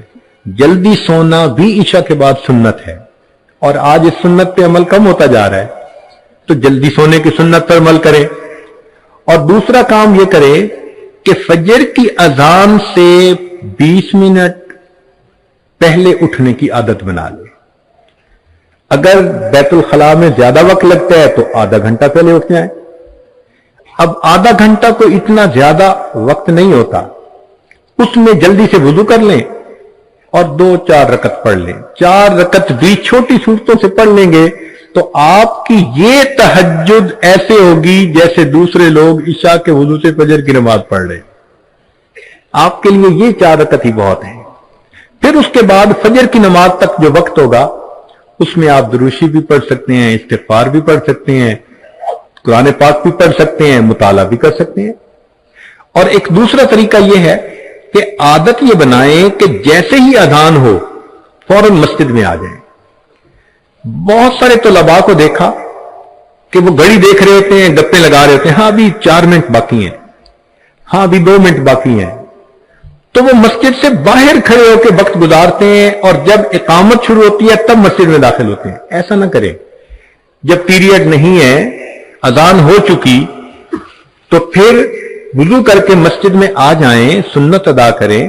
अगर वक्त है तहियतुल वुजू, तहियतुल मस्जिद, सुन्नत, ये सब पढ़ ले और फिर नमाज के इंतजार में बैठें। आजकल नमाज के इंतजार में बैठने वाली सुन्नत भी बहुत कम होती जा रही है, तो तलबा इस सुन्नत को जिंदा करें। 5 मिनट 4 मिनट नमाज से पहले वो जो 5-4 मिनट होंगे बस वही जिक्र कल्बी कर ले, उतना जिक्र ही काफी होगा। कोई अलग मुराकबे करने की कोई जरूरत नहीं है। तो सिर्फ इतनी सी बात कि एक अजान से 20 मिनट आधा घंटा पहले उठने की आदत बना लें और उससे लेके नमाज तक के दरमियान में ये मामूलात हो जाएंगे। और दूसरी बात कि अजान सुनते ही मस्जिद में आने की आदत डाल लें और कोशिश ये करें कि जिंदगी बावुजू गुजारें। हर वक्त नौजवान बच्चे तो जैसे ही वुजू टूटे फिर वुजू कर लें। हमने अपनी जिंदगी में ऐसे अकाबिर को देखा है कि जिनको कोई बंदा बेवुजू न देख नहीं सकता था, वो हर वक्त बावुजू रहा करते थे। कमा तईशून तमूतून, जैसे जिंदगी गुजारेंगे वैसे मौत आएगी। तो अल्लाह ऐसे लोगों को बावुजू मौत भी अता फरमाए। नौजवान बच्चों के लिए बावुजू रहना कोई मुश्किल नहीं है। हमें इसका एक मर्तबा तजर्बा हुआ। इमाम रब्बानी हजरत मुजद्दिद सानी रहमतुल्लाह अलैह की औलाद में से कुछ लोग थे, तो हम उनको मिलने के लिए गए। मगरिब की नमाज का वक्त था और बच्चे कोई 10-15 उनके ग्राउंड में फुटबॉल खेल रहे थे। उन्होंने कहा जी कि अजान का वक्त है, करीब मस्जिद नहीं है, तो हमें यही जमात करवानी है। हमने कहा बहुत अच्छा। वो जो तकबीर पढ़ने खड़े हुए तो उन्होंने बच्चों को आवाज दी, बच्चों नमाज के लिए आ जाओ। छोटे बड़े सारे, पसीना था लेकिन आ गए और सब खड़े हो गए और सबने नमाज पढ़ी। हमें बड़ी हैरत हुई। नमाज के बाद हमने पूछा जी ये बच्चों ने पहले से वुजू किया हुआ था? वो कहने लगे कि हमारे खानदान में ऊपर से ये अमल चला आ रहा है कि हम बच्चों को समझाते हैं कि बच्चों जिंदगी बावुजू गुजारो। हमारे घरों में 5 साल से उम्र का जो बच्चा भी आपको जागता नजर आएगा हमेशा बावुजू नजर आएगा। अब अगर लोग पूरी पूरी जिंदगी बावुजू गुजारते हैं तो सुभान अल्लाह, तालिब इल्मी का जमाना तो बड़ा ही अच्छा जमाना होता है। तो बावुजू रहने की कोशिश करें और अजान फजर की जो है उससे 20 मिनट आधा घंटा पहले। अगर आप जल्दी से वुजू कर लेते हैं, बैतुल खला से जल्दी फारिग हो जाते हैं तो 20 मिनट बहुत हैं। और अगर ज्यादा वक्त लगता है, क्योंकि कई लोग ज्यादा वक्त लगा देते हैं, माशाअल्लाह वो बैतुल खला में ऐसे जाते हैं जैसे बैतुल खाला होता है। तो अगर ज्यादा वक्त लगता है तो भाई आधा घंटा पहले उठ जाए। मगर आपका उस वक्त चंद रकत, 4 रकत छोटी सूरतों के साथ पढ़ लेना ये बहुत काफी है। इसकी मिसाल यूं समझें कि बैंक अकाउंट अगर कोई बंदा खोले और उसमें 5,000 रुपए डलवा दे, जब भी अकाउंट होल्डर की लिस्ट बनेगी تو جہاں اربوں پتی، کروڑوں پتی، لاکھوں پتی کا نام آئے گا، وہ 5,000 والے کا نام بھی آئے گا نا کہ اکاؤنٹ تو کھلا ہوا تھا. بس یہی سوچا کریں کہ جہاں قیامت کے دن لسٹ پیش ہوگی شب زندہ داروں کی، تو عشاء کے وضو سے فجر پڑھنے والوں کی جہاں لسٹ بنے گی، وہاں 4 رکعت سے ہی، مگر نام تو اکاؤنٹ ہولڈر میں آئے گا نا، اکاؤنٹ تو کھولا ہوا تھا. تو بس اللہ کے چاہنے والوں میں روزانہ اپنا نام شامل کر لیا کر. یہ سوچنا کہ جی ہم تو پڑھتے پڑھاتے ہیں، تہجد کا ثواب مل جاتا ہے، وہ تو بات بالکل ٹھیک ہے، لیکن صحابہ بھی تو سارا دن یہی کام کرتے تھے، پھر تہجد کا اہتمام فرماتے تھے. تو ہمیں اہتمام کرنا چاہیے. یاد رکھنا کہ عوام الناس جس طرح 5 فرض نمازوں کا اہتمام کرتے ہیں، ہم طلباء کو چاہیے کہ ہم تہجد کا اس طرح اہتمام کیا کریں. تو 15 منٹ پہلے اذان سے اٹھنے کی عادت ڈال لیں، فجر کی اذان سے، انشاءاللہ اسی میں یہ سارے معاملات ہو جائیں گے. اور پھر اس کے بعد آپ ایک چیز محسوس کریں گے کہ سنت کا شوق بڑھ جائے گا، اللہ کی محبت بڑھ جائے گی، نیک باتیں سننے کا شوق بڑھ جائے گا، نیکوں سے محبت. آپ خود کہیں گے کہ مجھے اب اندر کا انسان بدلتا نظر آ رہا ہے. ہم نے الحمدللہ اپنی زندگی میں ہزاروں نہیں، اللہ کی شان لاکھوں احباب کو یہ بات بتائی اور ان کی زندگیوں کو بدلتے ہوئے بھی آنکھوں سے دیکھا. ان اوراد و وظائف کی برکات ایسی ہے. یہ آج ایک مرتبہ کسی ایئرپورٹ پہ تھا، کوئی کتاب پڑھ رہا تھا.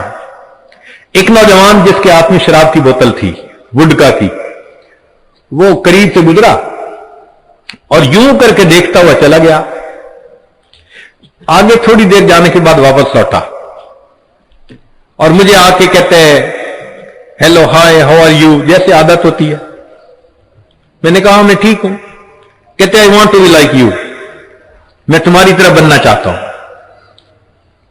میں نے کہا اچھا تمہیں یہ کپڑے پسند آئے ہیں؟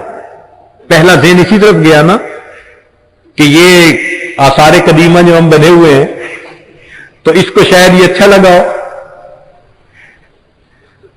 تو اس نے کہا no I see some light on your face, مجھے تمہارے چہرے پہ کچھ روشنی نظر آ رہی ہے. تو فوراً دل میں خیال گیا کہ یا اللہ، ہدایت تو آپ نے دینی ہوتی ہے، کیا پتہ اس کی ہدایت کا وقت ہو. تو میں نے جواب دیا کہ you can be even better than me, آپ مجھ سے بھی بہتر بن سکتے ہیں. کہتے ہیں آئی ایم جسٹ کمنگ. سامنے ایک واش روم تھا، وہ گیا اور وہ شراب کی بوتل میں نے دیکھا اس کو، اس نے یوں جا کے نا ٹریش کین میں پھینکی اور وہاں جا کے کلی کی اور اپنا چہرہ صاف کیا اور فریش ہو کے آ گیا. جب آ کے بیٹھا تو کہتا ہے کہ let me introduce my self, میں اپنا تعارف کروانا چاہتا ہوں. تعارف اس نے کروایا کہ میں نے جاپان سے کمپیوٹر کے اندر ایم ایس سی کی ہوئی ہے اور اس وقت ایک کمپیوٹر کی کمپنی کا میں مینیجر ہوں، میری اتنی زیادہ تنخواہ ہے اور میری زندگی ایسی ہے کہ I eat everything, I do everything. میں ہر چیز کھاتا ہوں اور ہر کام کرتا ہوں. لو جی، اس کا مطلب کہ شراب پیتا تھا، سور کھاتا تھا اور ہر الٹا سیدھا شہوانی شیطانی کام وہ کرتا تھا. یہ اس نے اپنا حدود اربع بتایا. پھر مجھے کہتے ہیں کہ جی میں کیسے بچ سکتا ہوں گناہ سے؟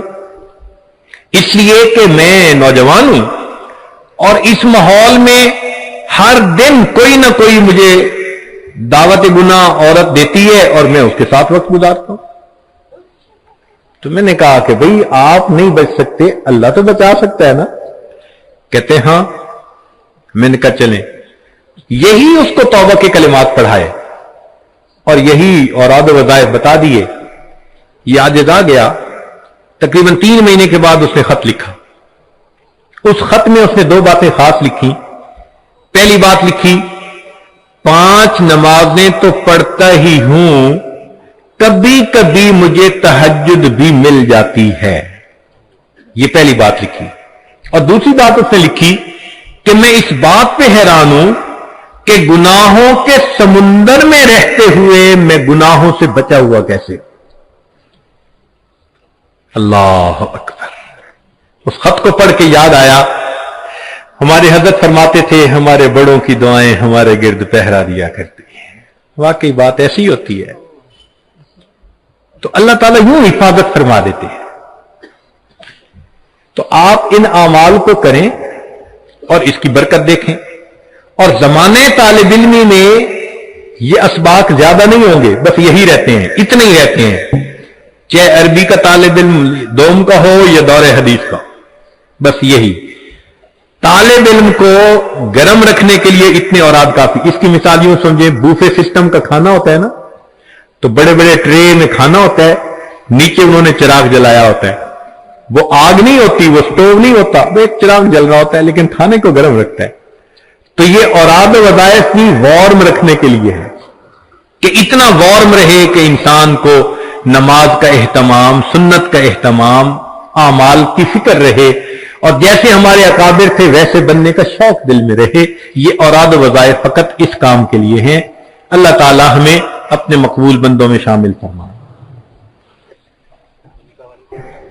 दुआ से पहले चंद मिनट के लिए आप हज़रात रुजू इल्लाह की कैफियत में बैठ जाएं। वज़कुर रब्बका फी नफ्सिक, जिक्र कर अपने रब का अपने नफ्स में, अपने दिल में, आई फी कल्बिक। थोड़ी देर के लिए दिलों में अल्लाह को याद कर लीजिए।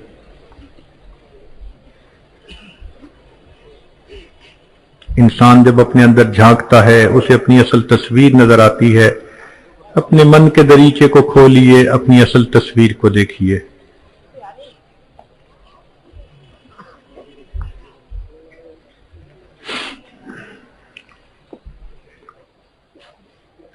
हवाओ हिर्स वाला दिल बदल दे, मेरा गफलत में डूबा दिल बदल दे। हवाओ हिर्स वाला दिल बदल दे,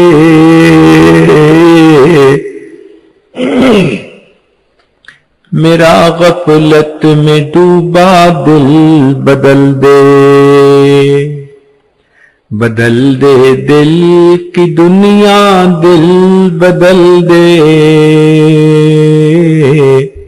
खुदाया फजल फरमा, दिल बदल दे। गुनहगारी में कब तक उम्र काटूं, गुनहगारी में कब तक उम्र काटूं। बदल दे मेरा रास्ता, दिल बदल दे। सुनूं मैं नाम तेरा धड़कनों में, मजा आ जाए मौला, दिल बदल दे। हटा लूं आंख अपनी मां सिवा से, हटा लूं आंख अपनी मां सिवा से। जीऊं मैं तेरी खातिर, दिल बदल दे। ये कैसा दिल है सीने में इलाही, जो जिंदा भी है मुर्दा, दिल बदल दे। पड़ा हूं तेरे दर पर दिल शिकस्ता, रहूं क्यों दिल शिकस्ता, दिल बदल दे। तेरा हो जाऊं इतनी आरज़ू है, बस इतनी है तमन्ना, दिल बदल दे। मेरी फरियाद सुन ले मेरे मौला, बना ले अपना बंदा, दिल बदल दे। गुनाहगारी में कब तक उम्र काटूं, بدل دے میرا رستہ دل بدل دے اللہ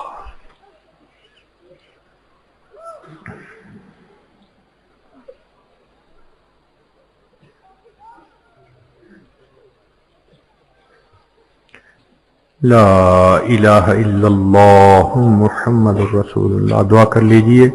سبحان ربی العلی الوہاب اللہم صلی علی سیدنا محمد وعلی آل سیدنا محمد وبارک وسلم.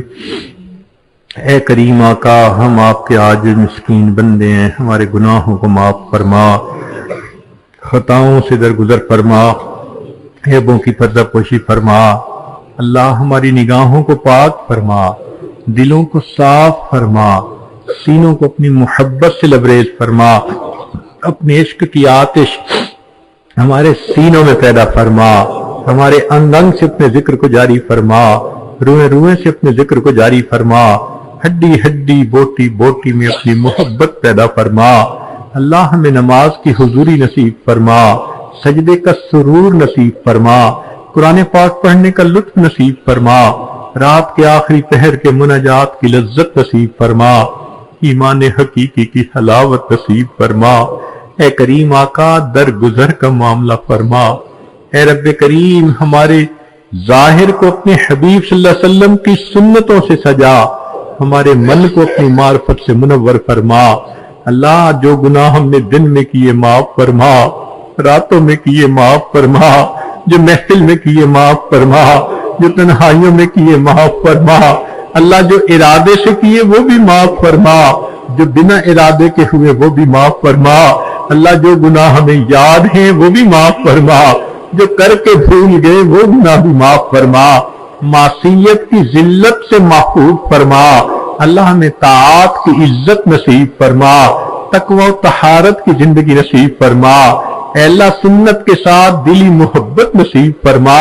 اے اللہ آقا صلی اللہ علیہ وسلم کی محبت سے دلوں کو لبریز فرما. میرے مولا، ہم دنیا میں ایسے وقت میں آئے، پیدا ہوئے کہ آپ کے پیارے حبیب صلی اللہ علیہ وسلم پردہ فرما چکے.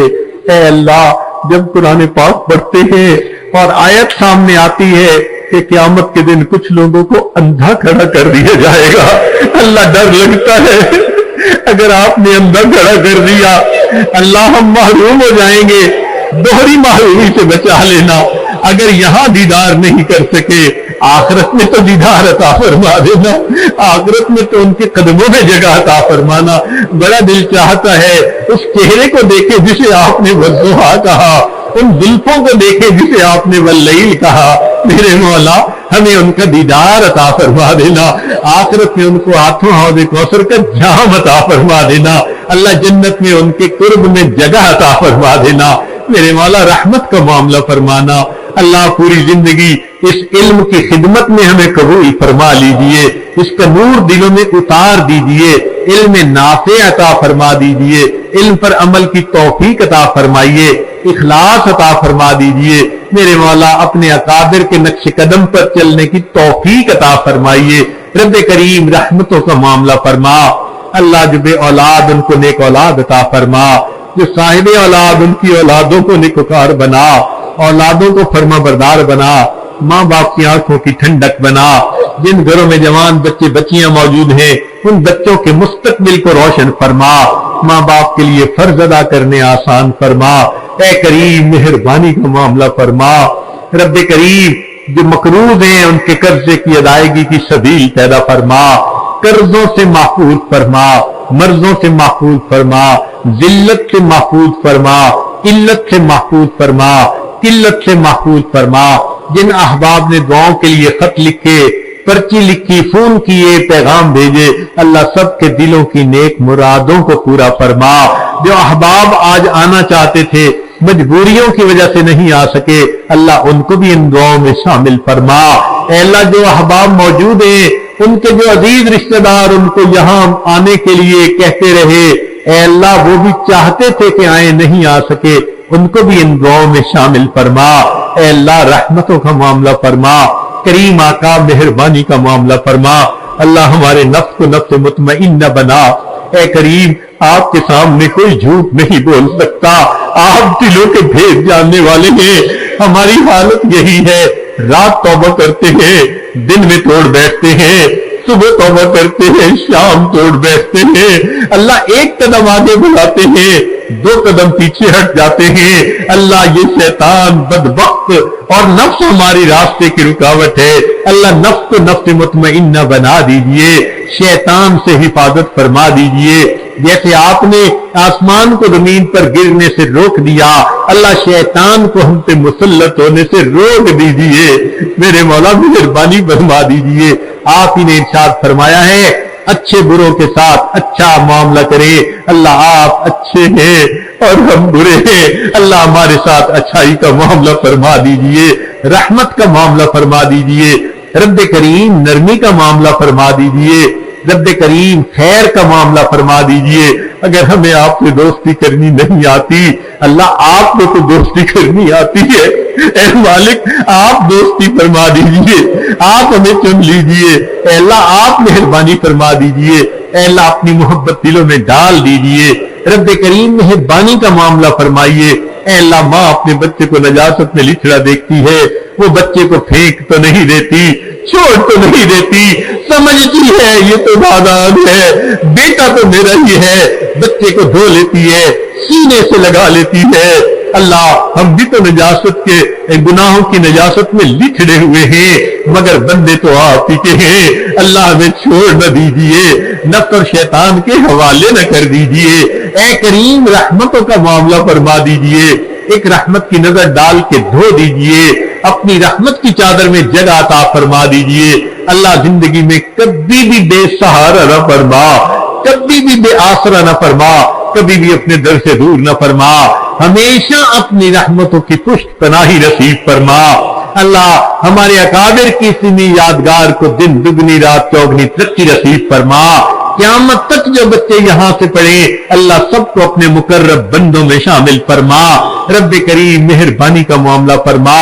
اللہ آپ کے حبیب صلی اللہ علیہ وسلم کے سامنے ایک عورت اچانک ننگے سر آ گئی تھی تو محبوب صلی اللہ علیہ وسلم نے اپنی چادر سے اس کے سر کو ڈھانپ لیا تھا. اللہ آج آپ کے محبوب صلی اللہ علیہ وسلم کی امت اقوام عالم کے سامنے ننگے سر کھڑی ہے. اللہ امت کا سر ڈھانپ لیجئے، اللہ امت کا سر ڈھانپ لیجئے، اللہ امت کا سر ڈھانپ لیجئے، اللہ امت کا سر ڈھانپ لیجئے. اللہ مہربانی فرما دیجئے، ہدایت کی ہواؤں کو عام کر دیجئے. اللہ جو اکابر دین کا کام کر رہے ہیں ان کی جان مال عزت آبرو کی حفاظت فرمائیے، ان کا سایہ ہمارے سروں پر دراز فرمائیے. اللہ مدارس عربیہ کی حفاظت فرما، دعوت و تبلیغ کے کام کی حفاظت فرما. جہاں اللہ لوٹی اور خانقاہوں کی حفاظت فرما. اللہ ہمارے تینوں حرم کی حفاظت فرما. اللہ زندگی میں بار بار حج عمرہ کرنے کی سعادت عطا فرما. رب کریم وہ کتنے خوش نصیب لوگ ہوتے ہیں، احرام باندھ کے نکلتے ہیں، لبیک اللہم لبیک پڑھتے ہیں. کوئی غلاف کعبہ کو پکڑ کے دعائیں مانگتا ہے، کوئی مقام ابراہیم پہ سجدے کرتا ہے. اللہ ہمیں بھی ان میں شامل فرما لیجئے. ہمیں بھی زندگی میں یہ سعادتیں بار بار عطا فرما دیجئے. اللہ رزق میں برکتیں عطا فرما، غیر کی محتاجی سے محفوظ فرما. رب کریم اپنی رحمت کے ساتھ ہماری ان دعاؤں کو قبول فرما، بیماروں کو شفا عطا فرما. اے اللہ جو دل میں نیک مرادیں دوست احباب دور قریب سے لے کر آئے اللہ سب کے دلوں کی نیک مرادوں کو پورا فرما. اے اللہ اس مجمع میں اٹھنے سے پہلے ہم سب کے گناہوں کو معاف فرما. میرے مولا سب کے گناہوں کو معاف فرما. اے کریم آقا سارے مجمع کو ایک مرتبہ محبت کی نظر سے دیکھ لیجئے. اے کریم ایک مرتبہ، اے حنان ایک مرتبہ، اے منان ایک مرتبہ. اے اللہ رحمت کی نظر ڈال دیجئے، کرم کی نظر ڈال دیجئے، محبت کی نظر ڈال دیجئے. اے اللہ ہماری اس اجتماع کو اللہ اپنے قرب کا ذریعہ بنا دیجئے. اے اللہ جو خدمت کی جماعت تھی، جنہوں نے انتظامات کیے یا آج کی اس مجلس کا سبب بنے، اللہ سب کو اپنے مقرب بندوں میں شامل فرما دیجئے. ہمارے اکابر علماء دیوبند جتنے بھی گزرے ہیں اللہ سب کو ہماری طرف سے بہترین اجر اور بدلہ عطا فرما دیجئے. صلی اللہ تعالی علی خیر خلقہ سیدنا محمد و آلہ و اصحابہ اجمعین برحمتک یا ارحم الراحمین.